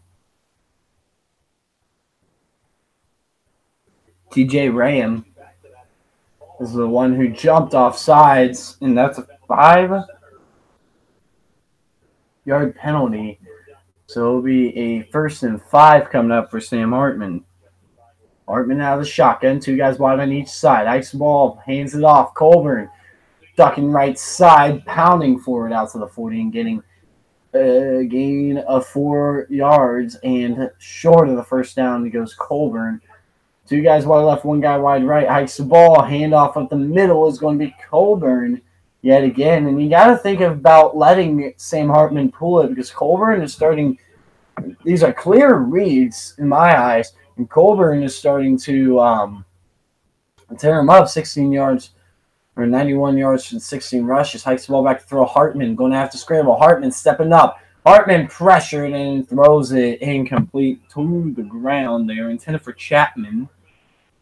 And roughing the passer coming, I think it's also a holding that might offset the penalty.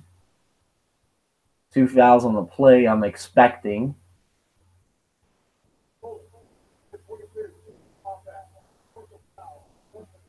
Holding on Matt Colburn.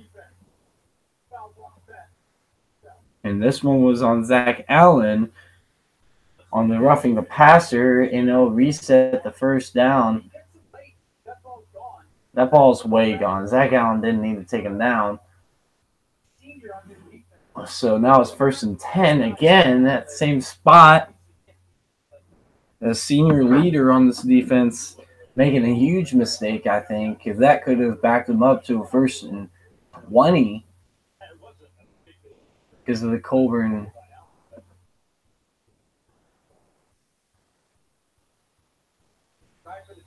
So 1st and 10 yet again instead of 1st and 20 because of the Zach Allen mistake. I mean, it wasn't vicious, it wasn't dirty, nothing like that.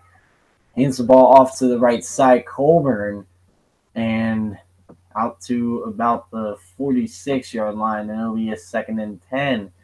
Back to the line of scrimmage.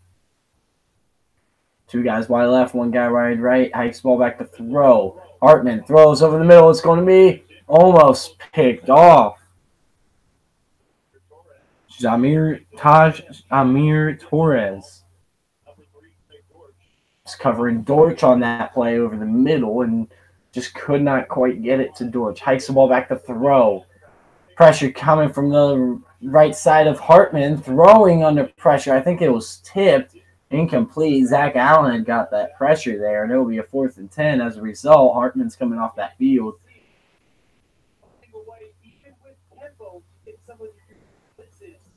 Now Boston College has a chance to pull away because Anthony Brown is really feeling it right now.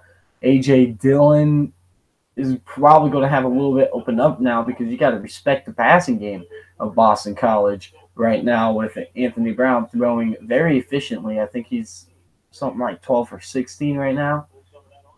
3 touchdowns, I know that. Here's a punt from Maggio.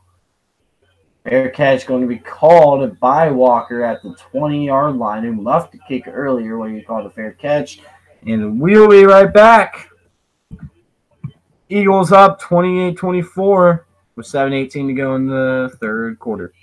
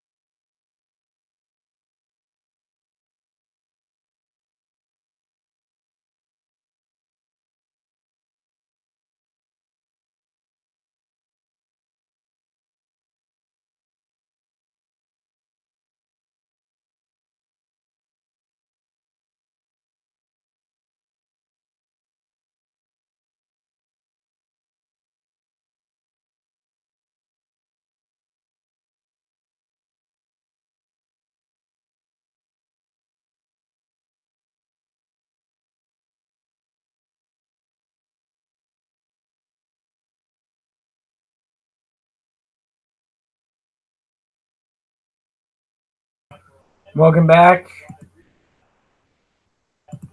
Boston College, 28. Wake Forest, 24. Gets away with a false start on the last drive, makes a big third down throw, and another big third down throw to Walker, and then a touchdown pass to Sweeney on a second down and short for a touchdown.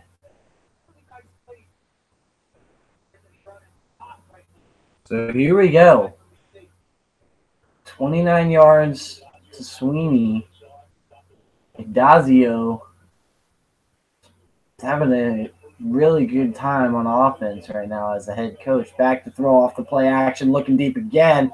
Throwing, and it's incomplete. Trying to get to the ball was Jeff Smith looking for the flag, but then just walking away.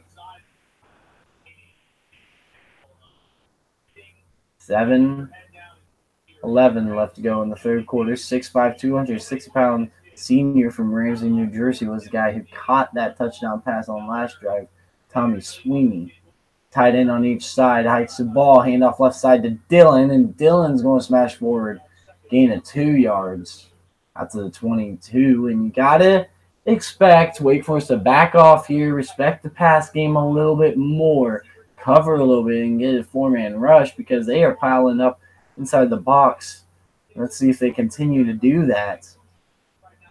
Here, 3rd and 8 coming up, 6:45 left to go. And now they only have 6 in the box here. So this has to kind of be eyes lighting up for A.J. Dillon. 3rd down, hikes the ball. He's going to throw over the middle, and it's caught! And a 1st down. Jeff Smith almost broke free out to the 41-yard line, though. Moving the ball at will is Boston College. Motion get a stack going on the left side, and Jeff Smith is going to run a little bit of an out and in, kind of slanting out on the initial, a little bit at an angle, and then going in.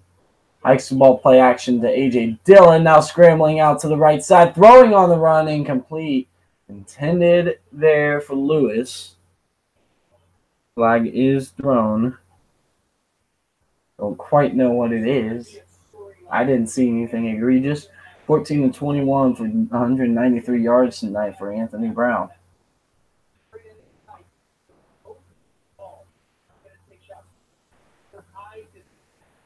Second and 10, no flag, I'm sorry.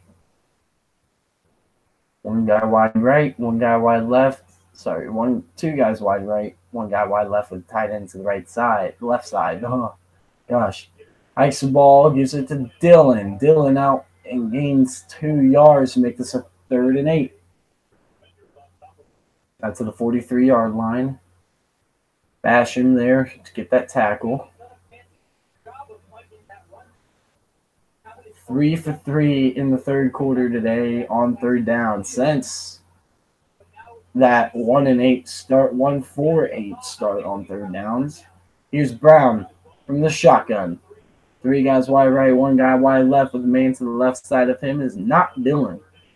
3rd and 8, back to throw. Throws over the middle, too high, incomplete, intended for Walker. No flag coming in. There's decent coverage there by Jasir Taylor.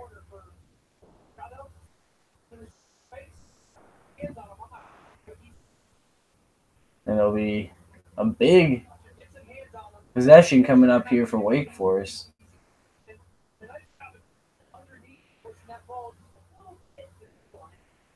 And Dortch to return.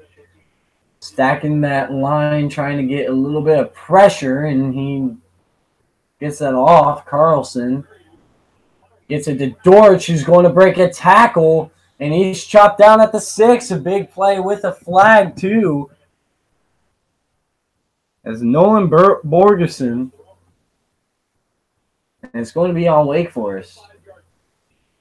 5-yard penalty, you can take him half the distance to the goal and get him at 3.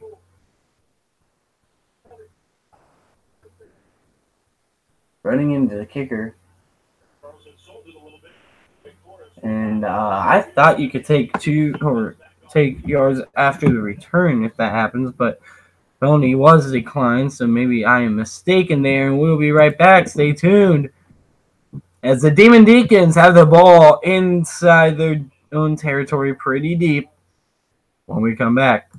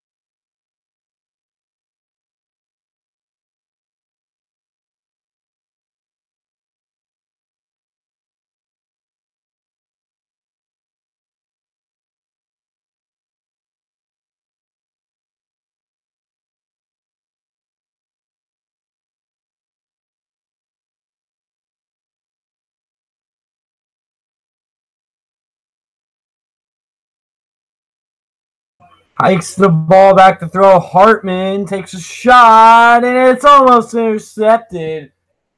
Hamp Cheevers almost had that ball underthrown, intended for Surratt, and that was just out of the hands of Hamp Cheevers. So here we go, 2nd and 10. Hand off to the right side. There goes Carney! Who's got space out to the 30? Man chasing him out to the 40, breaking tackles all the way out to the 48. Big run by Cade Carney, the junior captain for Wake Forest.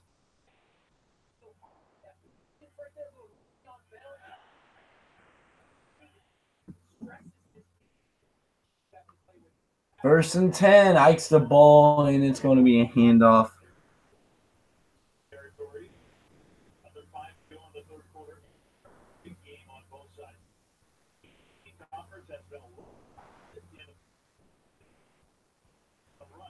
Hartman runs it to the right side, and there will be a gain of about 1 yard. So 3rd and 5 coming up for Wake Forest. They got that big run. This is a chance for Wake Forest to make some statements in this ball game.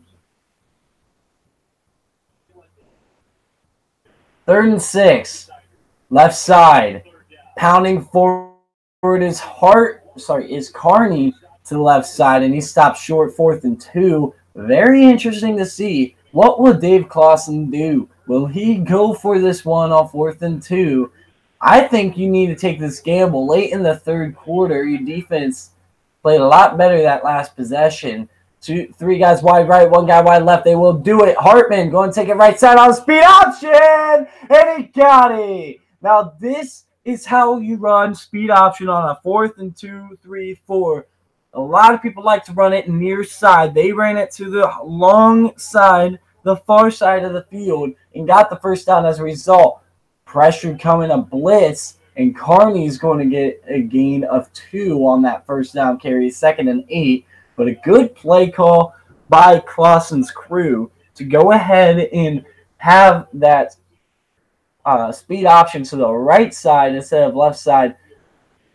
And hikes the ball. Hartman's going to keep it on the read option and get it out to the 35-yard line. It'll be a 3rd and 4 coming up here.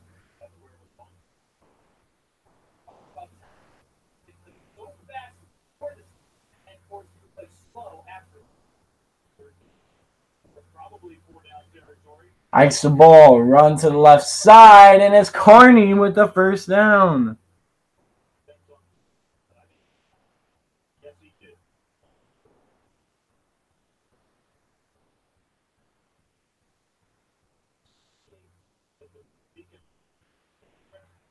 So a first down run to the left side is Hartman, and getting 5 yards before he is taken down to the left side.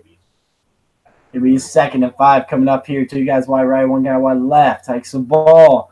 Handoff left side. And it's Carney who pounds forward, breaking tackles. And Carney out to the 16. So first down and 10 coming up here.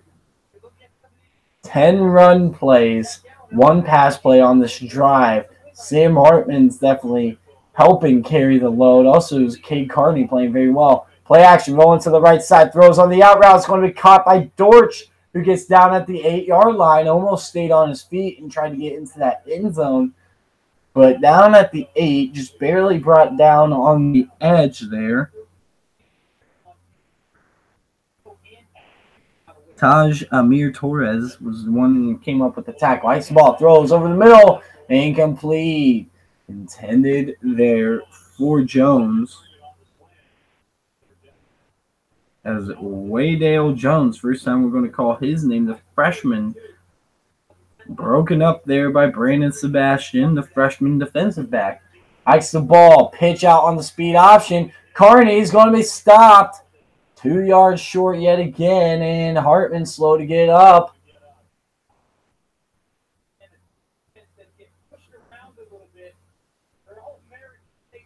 Hartman is definitely struggling, and they're going to go for it yet again.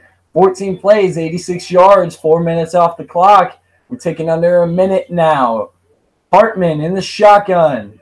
Tied into the right side, trying to get Boston College to jump. 2 for 2 tonight on 4th downs. This will be their 3rd attempt at it. Hikes the ball. Hartman. Fade. End zone. Oh, it's broken up. Intended for Dortch, and is jarred loose by Taj Amir Torres, and it is a big stand for the Boston College defense inside the 10. And I think you have to kick the field goal in that situation. It's a 4th and 2, and you just cannot, in my opinion. It's different when it's a no man's land or really just like punt zone, but you're risking field positioning, but not that much necessarily if it's a touchback. That was a great play, though, by Torres. 28-24, Boston College with the ball at the 8 now. Hikes the ball. Handoff, Dillon to the right side, trying to get the edge, and sideline to sideline goes this defense as he spins for that original yard marker. Is a great play by Singh Bassi to go ahead and take him down, and that might do it for this quarter. It looks like Boston College is going to do that, take this one into the quarter, kind of figure out what they need to do in this 4th quarter to walk home to Chestnut Hill with a victory. And it looks like that's what's going to happen. They're not even going to the ball right now, and That'll do it. End of the third. Fourth quarter coming up. All 3 timeouts for both teams, and we got a 4-point game. Stay tuned. It's an interesting one out here in Winston-Salem.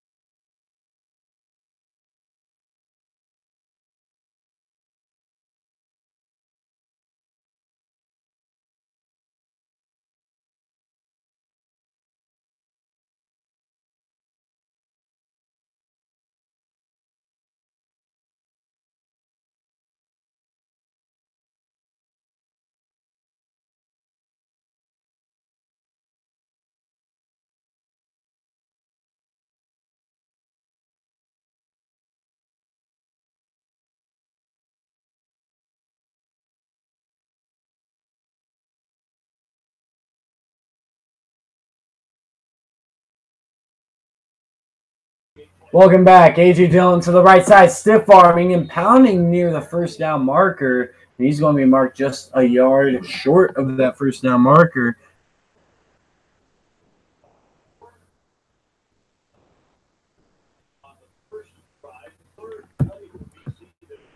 So it'll be a 2nd and 1 coming up here. Oh, sorry, a 3rd and 1. I formation, hikes the ball. Hand off up the middle, and A.J Dillon's going to go ahead and pound forward it for a gain of 3 out to the first down. 14.5 minutes to play. 266 rush yards for Wake Forest. Out rushing Boston College, not one individual player is out rushing A.J Dillon, top rusher out of both teams. 2 tight ends set with the man in the backfield as the fullback in front of Dillon. Hikes the ball, stiff arm, and there goes Dillon out to the left side, and he's going to get a gain of 9. Controlling that front 4, and this is very good to see if you are a fan of Boston College, that they are controlling a not Clemson-esque front four, but a good front four nonetheless.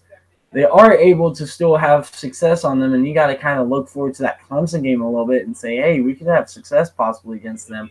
Play action, back to throw. Brown throwing on a wheel route. Wide open is Smith. Out to the 20. 10. Touchdown, Boston College. The fourth touchdown pass by Anthony Brown.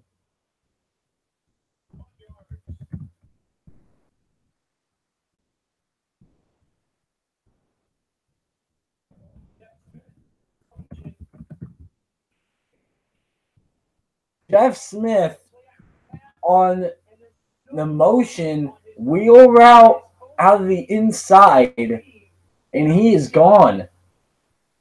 Very interesting to see how that one played out right there. And a big touchdown for Jeff Smith, as here is Tessitore to take a 11-point lead. Snap is down. Kick. Blocked. I think the kick was blocked. Tessitore no good. We'll keep it at 10 points right here. So Boston College gets that ball, and then Jeff Smith, 71 yards. We'll be right back. Stay tuned.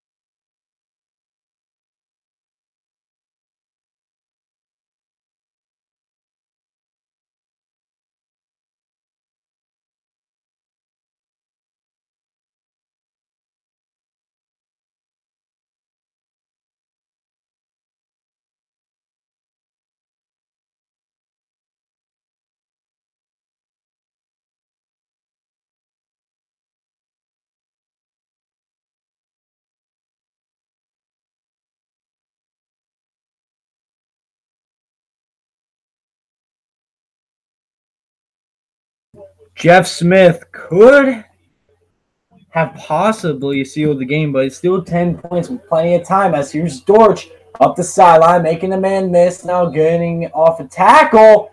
Hit late. No flag. Interesting. I think it was a bit incidental as they're hitting. George was Jamin Moose.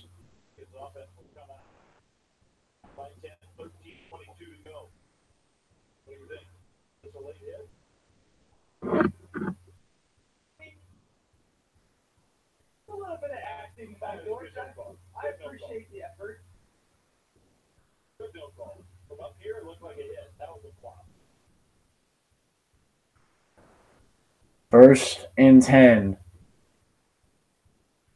13:22 to play here in the fourth. Hikes the ball back to throw. Throws deep ball, laying it out there. Incomplete. Intended for Sage Surratt.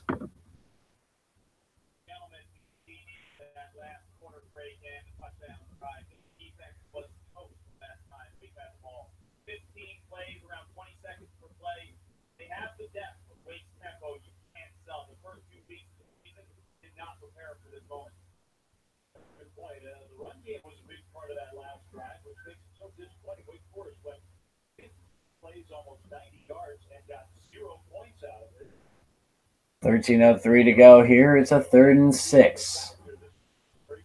Hikes the ball. And BC calls a timeout before the snap. We'll be back. A big 3rd and 6 coming up for the Wake Forest offense. Stay tuned.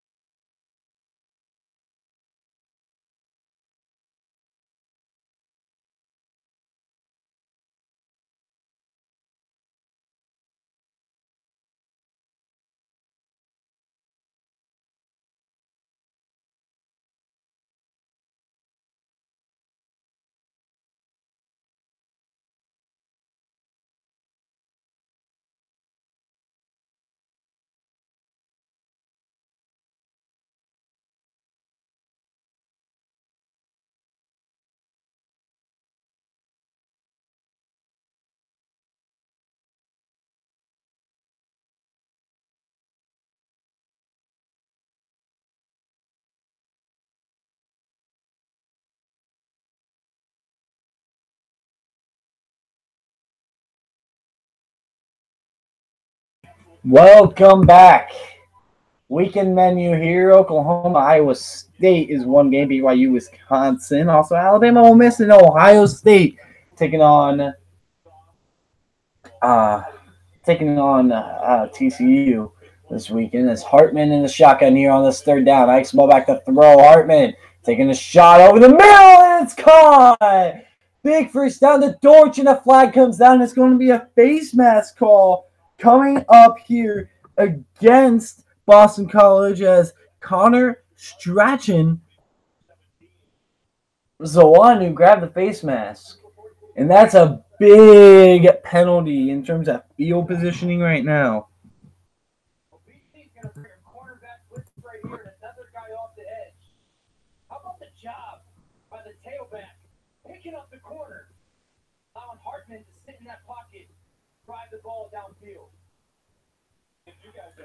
So here we go now. 1st and 10 coming up here. Hartman snaps it.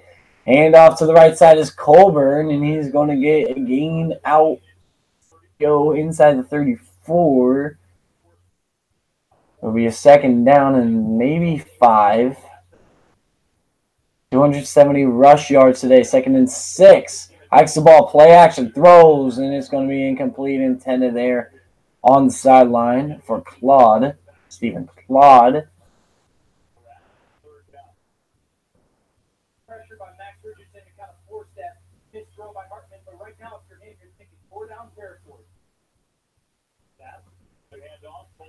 Hand off Colburn to the left side, and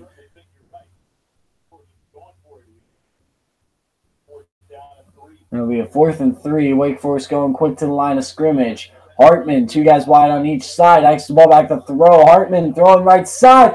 Got him on the out route. Storch making a move out to the 10, and it's going to be a 1st and goal.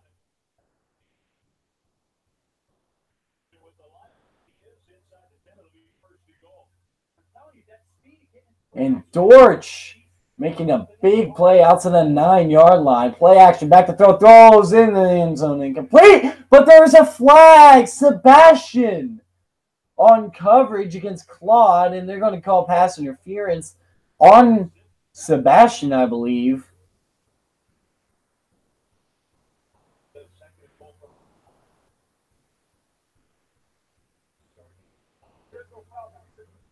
No foul. No flag. They wave it off.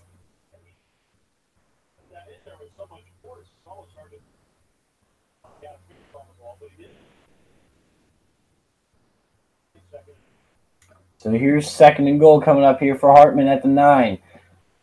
Hikes the ball, handoff on the delay, and it's going to be Colburn taking it inside the 5. It'll be a 3rd and goal.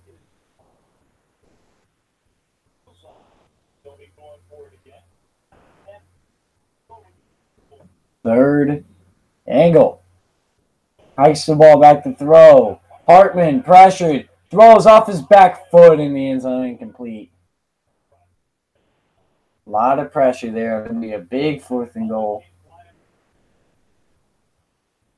Let's see if they get this field goal unit out onto the field.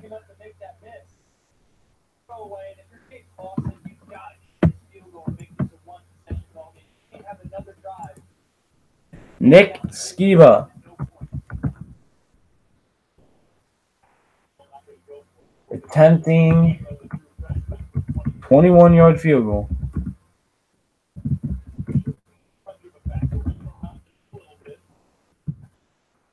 23-yarders up and good.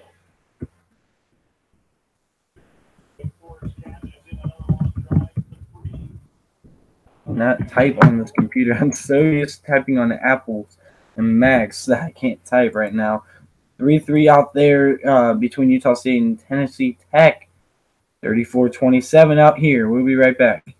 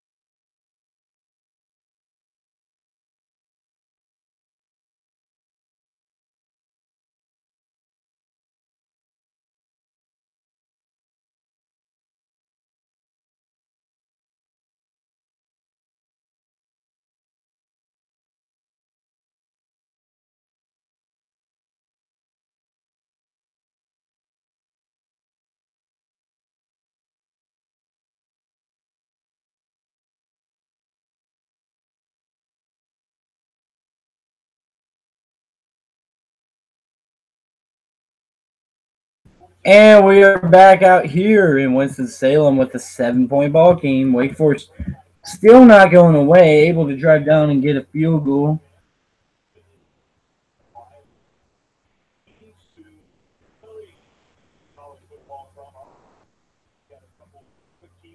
As here's the kick, sending it deep.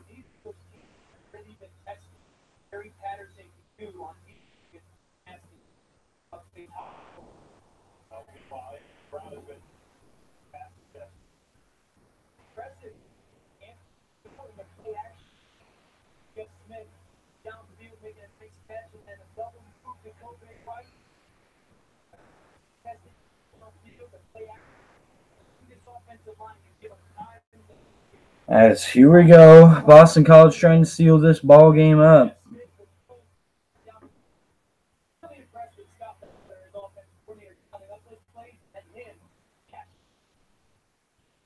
Hikes the ball, pitch out to the right side. A.J. Dillon getting an edge. A.J. Dillon up the sideline, bumped out of bounds by Zeke Rodney, who chased him all the way down to the 46-yard line.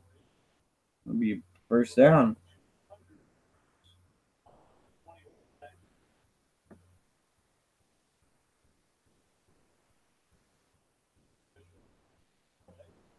And injured.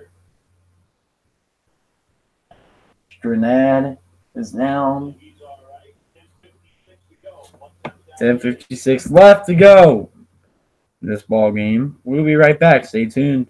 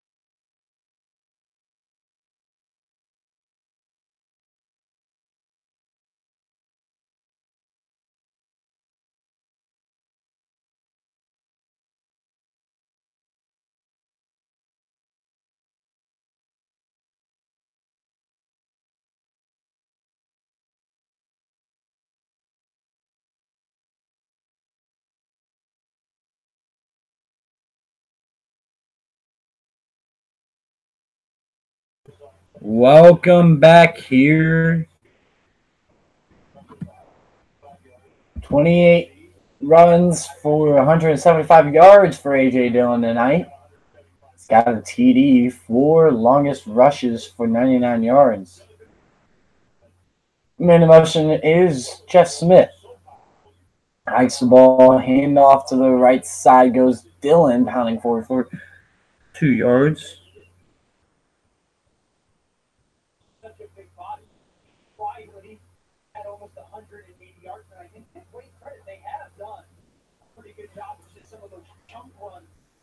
And with 10:15 to go here, 2nd and 7. Play fake and hands it off to the right side. Jeff Smith pounding forward and gaining about 12. 10:06 to go in the fourth quarter. Ticking down to 10 minutes now in the game. Scott Leffler. Great play calling tonight, in my opinion, by Leffler and his staff, the quarterback's coach as well, do a very good job with Anthony Brown today. And this season so far, Dillon has a lone setback in the ace formation. Hikes the ball, hand off to Dillon. He's going to slice forward and break out to the 39-yard line before he is stood up, stopped, and it'll be a 2nd and 8 coming up here for Boston College.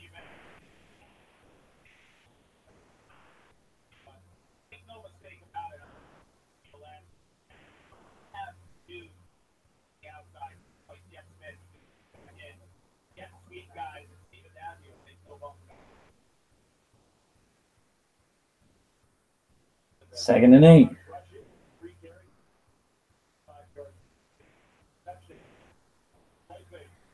Play action. Back to throw. Throws. Deep ball. Smith. Oh, almost made an amazing catch, but it'll be a 3rd and 8.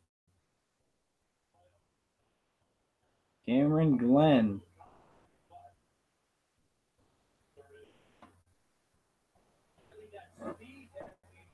The intended receiver there, Jeff Smith, tried to get around and hug. One of those hug catches, like the Noah Brown of 2016. I believe we had one in 2018. Can't remember. Big 3rd and 9 coming up here with 8:56 to go in the ball game. Brown back to throw. Taking a shot to the right side. It's caught! First down, touchdown! Ben Glines. That could do it. Oh, wait. Why is this not center? What the heck? I'm mad.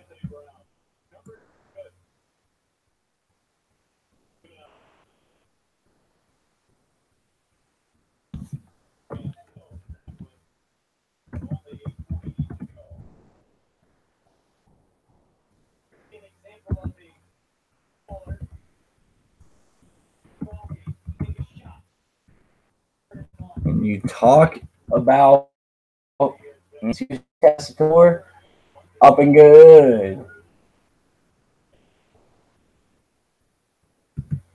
Talk about Anthony Brown getting his 5th touchdown pass of the ball game.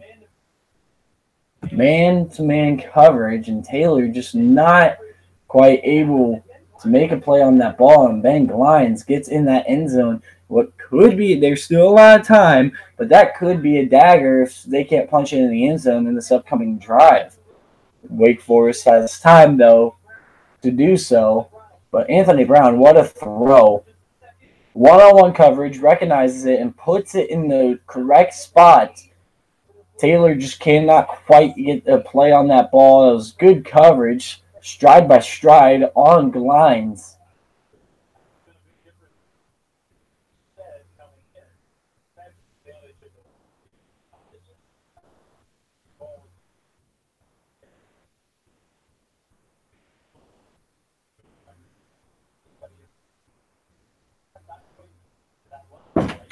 $5:30.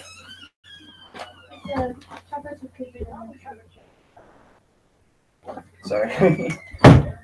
8:48 to go. Just got some little dessert after food.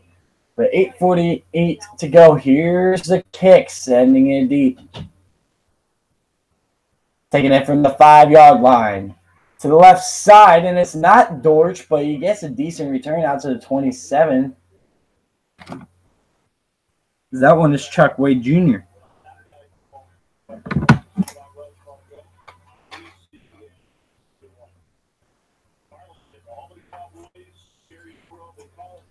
Ohio State, ranked number 4 in the AP poll, 4 in my poll, taking on TCU, ranked number 15 and maybe 13 or 12 in my poll. Haven't played each other in 45 years.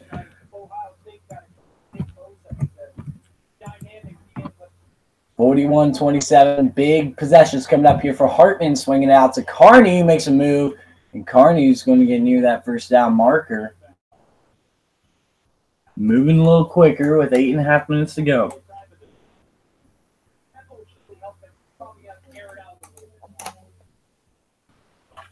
Handoff, Cade Carney on the right side again. Sorry, left side. Gets that first down.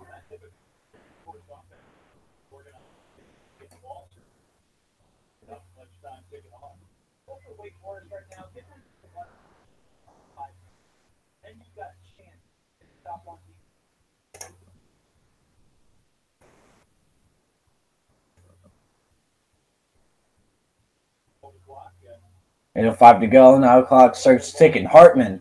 Now the shotgun. Play action. Back to throw. Hartman trying to let it develop deep. Takes a shot deep. Double coverage. Dortch almost made a huge play, but it's incomplete. Decent coverage there by Max Richardson, linebacker. Also Tajmir Torres. Getting up and almost bringing down the big play. 2nd and 10. Hikes the ball. Draw play for Sam Hartman, who gets a gain of about 5, and it'll be a 3rd and 5, which is manageable. And this looks like it'll be 3rd and 3. Sorry, gosh, you got a lot more yards than it looked like.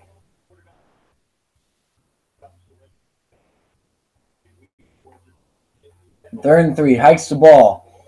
Handoff, and it's a little bit of hesitation by Carney, and gets out to the 44. And a lot of patience from Colburn and Carney tonight. Very interesting.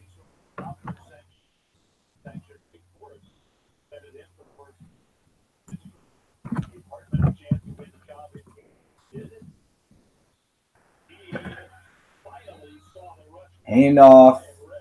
So fakes the handoff, and it will be a sack here coming up. Big sack by Ray. Wyatt Ray on Hartman. Getting the tackle will be a 2nd and 17. Hartman snaps it quick. Back to throw. Hitch route dropped. Incomplete. It'll be a 3rd and 17. With 6:47 to go.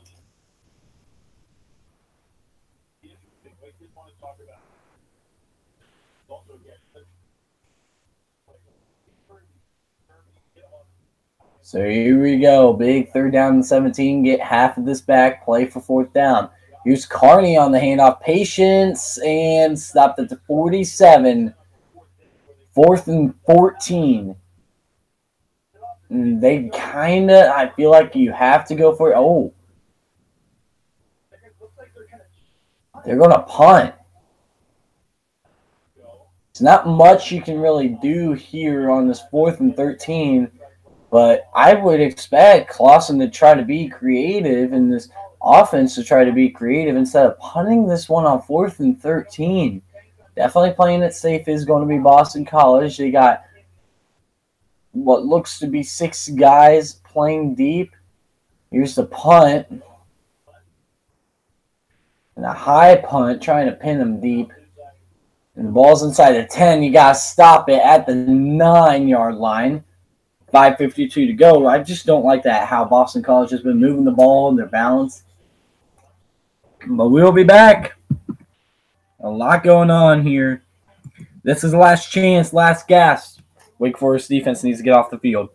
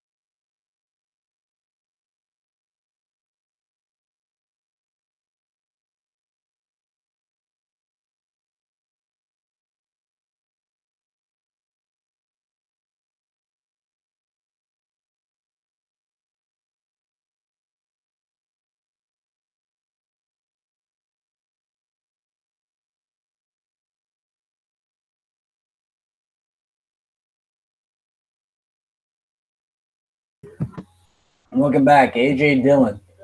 Deep back here in the I formation, 9-yard line. Hikes the ball. Hands it off. Dillon, right side, just stopped. The 9, right at the line of scrimmage. Wake Forest will let this clock tick. I think they should. Try to get off the field. Carlos Basham getting off the field. A run, pass. That's been the touchdown plays for today. 45-yard touchdown run, 27-yard pass, 35-yard pass, 29-yard pass, 71-yard pass, and a 40-yard pass for a touchdown. So all the plays have been over 25 yards for touchdowns.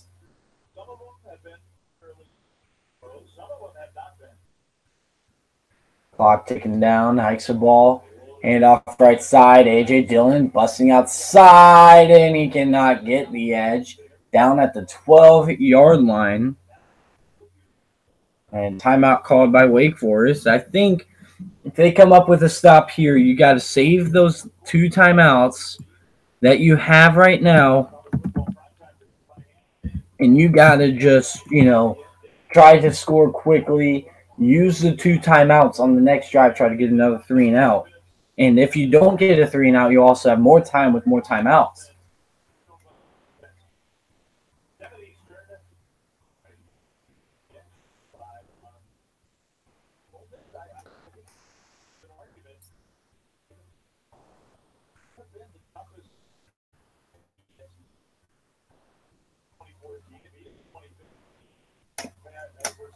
So here we go. 3rd and 7 coming up here.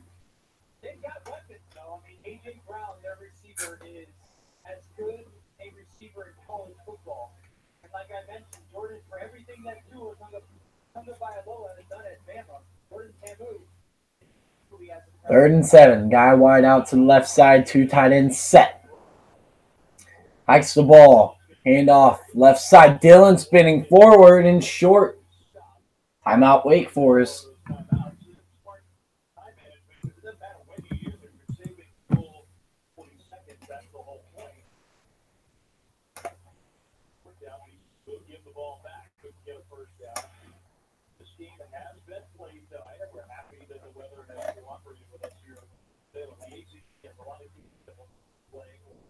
The Hurricane Florence ACC team affected. Georgia Southern Clemson moved up to 12 Eastern. East Carolina, Virginia Tech, West Virginia, North Carolina State, and UCF, North Carolina all canceled, while Ohio versus Virginia has moved to Nashville, Tennessee, and Vanderbilt Stadium. And Vanderbilt agrees to that as they have a road trip to prepare for against the Fighting Irish in Notre Dame. 4th and 4 coming up here. I'm assuming that they're going to try to send the house, and they actually won't. They'll back off on this. Dortch taking this one from the 45. Dortch hesitating. Back to the 45 and out of bounds at the 48.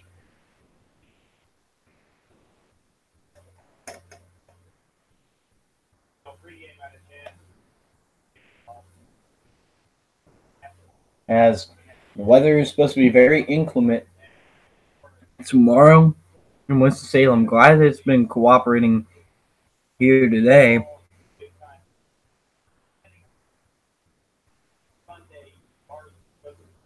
As out in Fayetteville, storms are supposed to be consistent, off and on throughout the night, but consistent starting tomorrow around 7 a.m.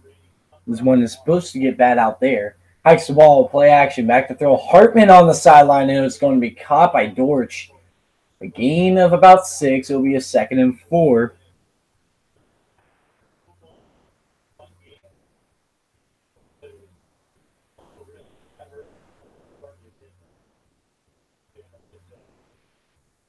Hikes the ball, back to throw. Throwing right side, and again, it's Dortch on the sideline as Hartman took a rather decent-sized hit.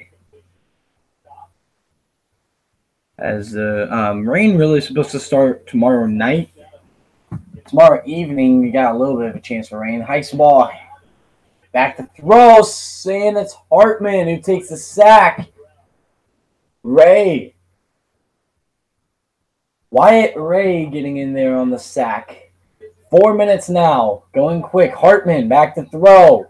Got to contain that front four. They do just good enough. And again on the sideline is going to be caught by Dortch. Be a third down coming up here in about 5 yards.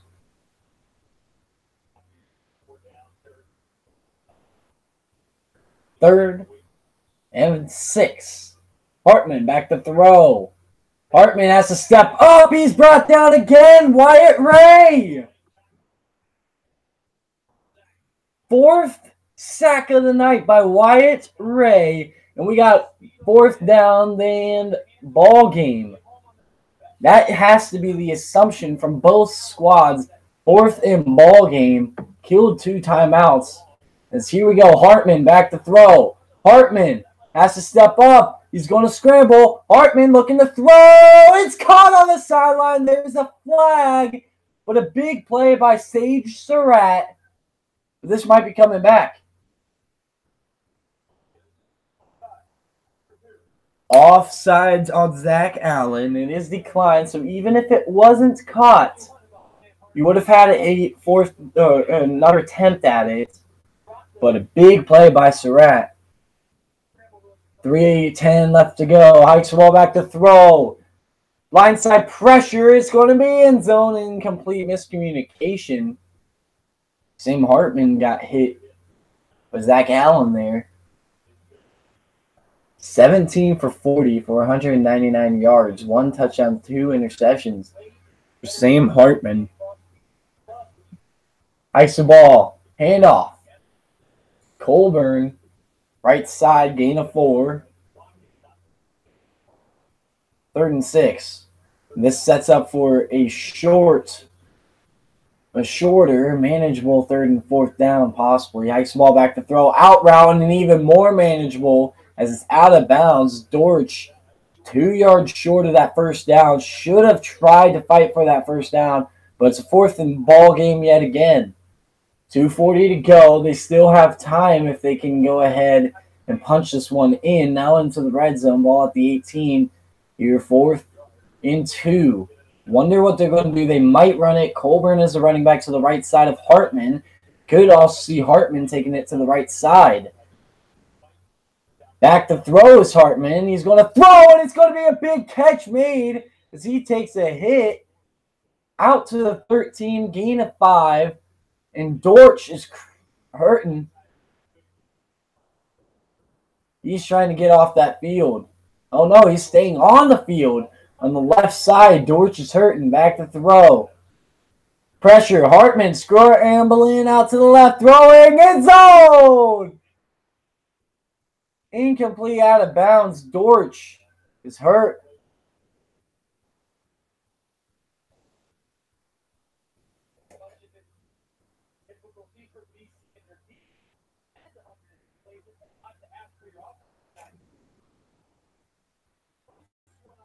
And he might be caught. He might have that one caught. Oh, no, never mind. Yep, slid out of bounds right before he caught it. Not illegal touching because it didn't go unforced.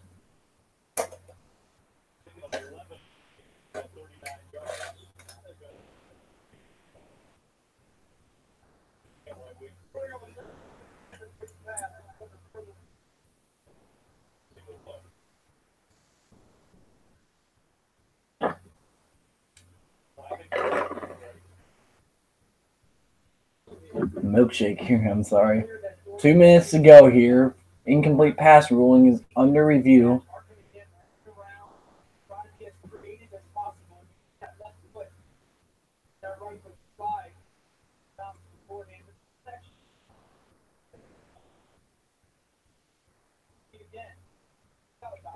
So you got 2 minutes left in the timeout. Of course, clock's not going to be running for the first down, so in between first down and second down, take down at this point to 1:20. In between second down and third down, take down to 40 seconds in which you can call a timeout. So mathematically, in out of bounds. Out of bounds is confirmed. So mathematically, Wake Forest is not done, and there's 40 seconds to spare. But you got to punch this ball in the next probably 20 seconds for you to have a shot without an onside kick. You know, barring an onside kick recovery, if Boston College gets the onside kick, you got to really hope for a minute 40 at least. Hartman back to throw. Throwing out of bounds, incomplete. Left side, 3rd down and 10 coming up here. And now you kind of got to question, what if Wake Forest would have taken that field goal on that 4th down stop? It'd be 41-30 right now. Tack on a field goal here, make it 41-33, and you're down 8. But now it's touchdown or nothing in the next 15 seconds, more than likely, without an onside kick recovery. They're going to run it. And it's going to be Colburn. Gain of 8, a couple yards short, and now they're playing for onside kick, it looks like. Hartman going quick to the line of scrimmage. They definitely need to score in the next 10 seconds, so they have no shot with no onside kick. Play action, back to throw. Hartman throws in zone. What a catch! Touchdown, Freudenthal. Freudenthal with a big catch. 5 yards.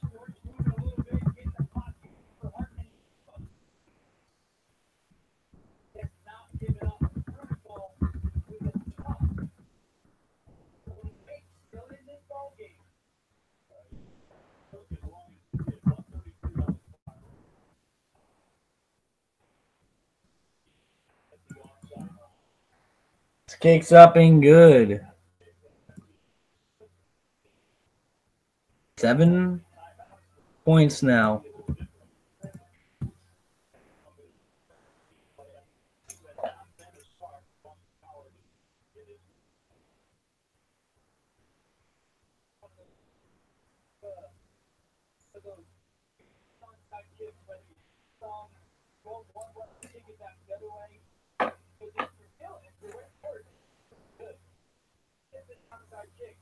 Minute 33.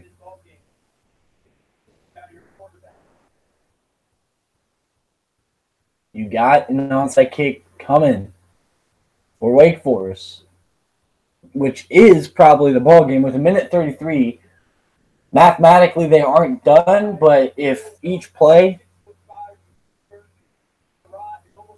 that they have to deal with takes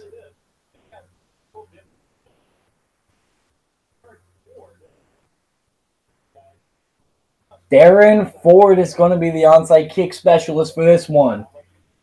Boston College is spread out a little more than you'd expect here. Not necessarily lined up with the numbers. Only 4 guys to the left side for Wake Forest and the guy in the middle. Here's the onside kick. It goes 10 yards and it's recovered by Boston College. That should do it. If each play takes 4 seconds, Kobe White would have sealed the deal.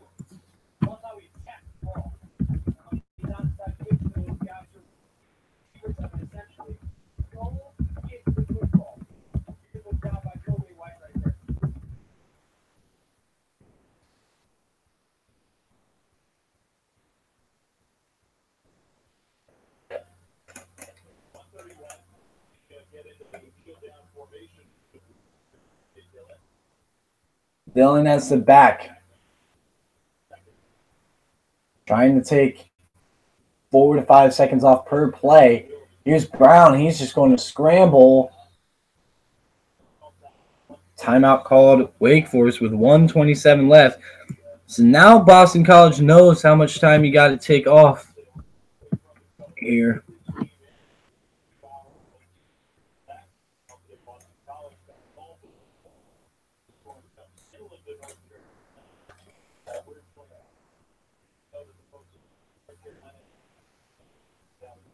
Second and 14.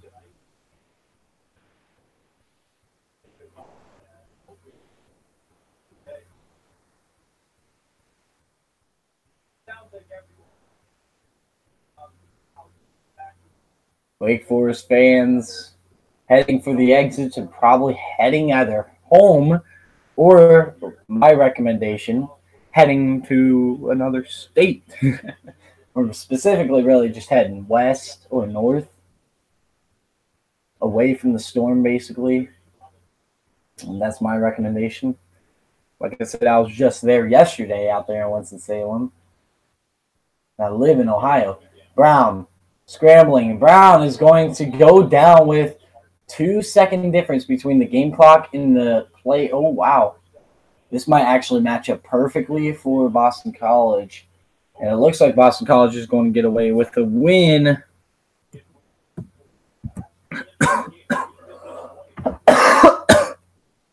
A win out here.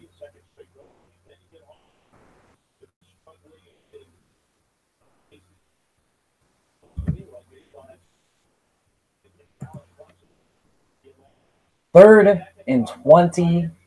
Just one more snap, and we are done. It seems as if. Hikes the ball, and it gets under 40, and that is the ball game.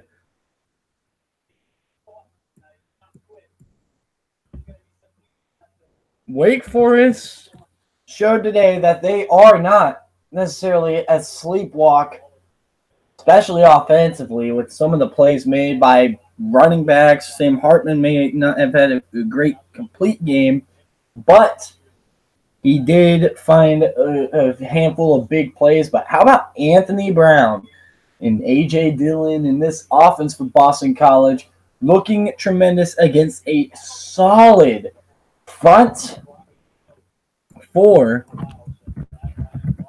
as that'll do it. 3-0 Boston College, halfway to a bowl game. And let's see what Boston College can do if they can get to 7-0 before they have to play Clemson. But that'll do it. Thank you guys for tuning in. I really appreciate it. Boston College 41, Wake Forest 34. We'll see you guys next time. Maybe a game at noon or 3:30 on Saturday to watch for. To all of you out there in the Carolinas, be safe.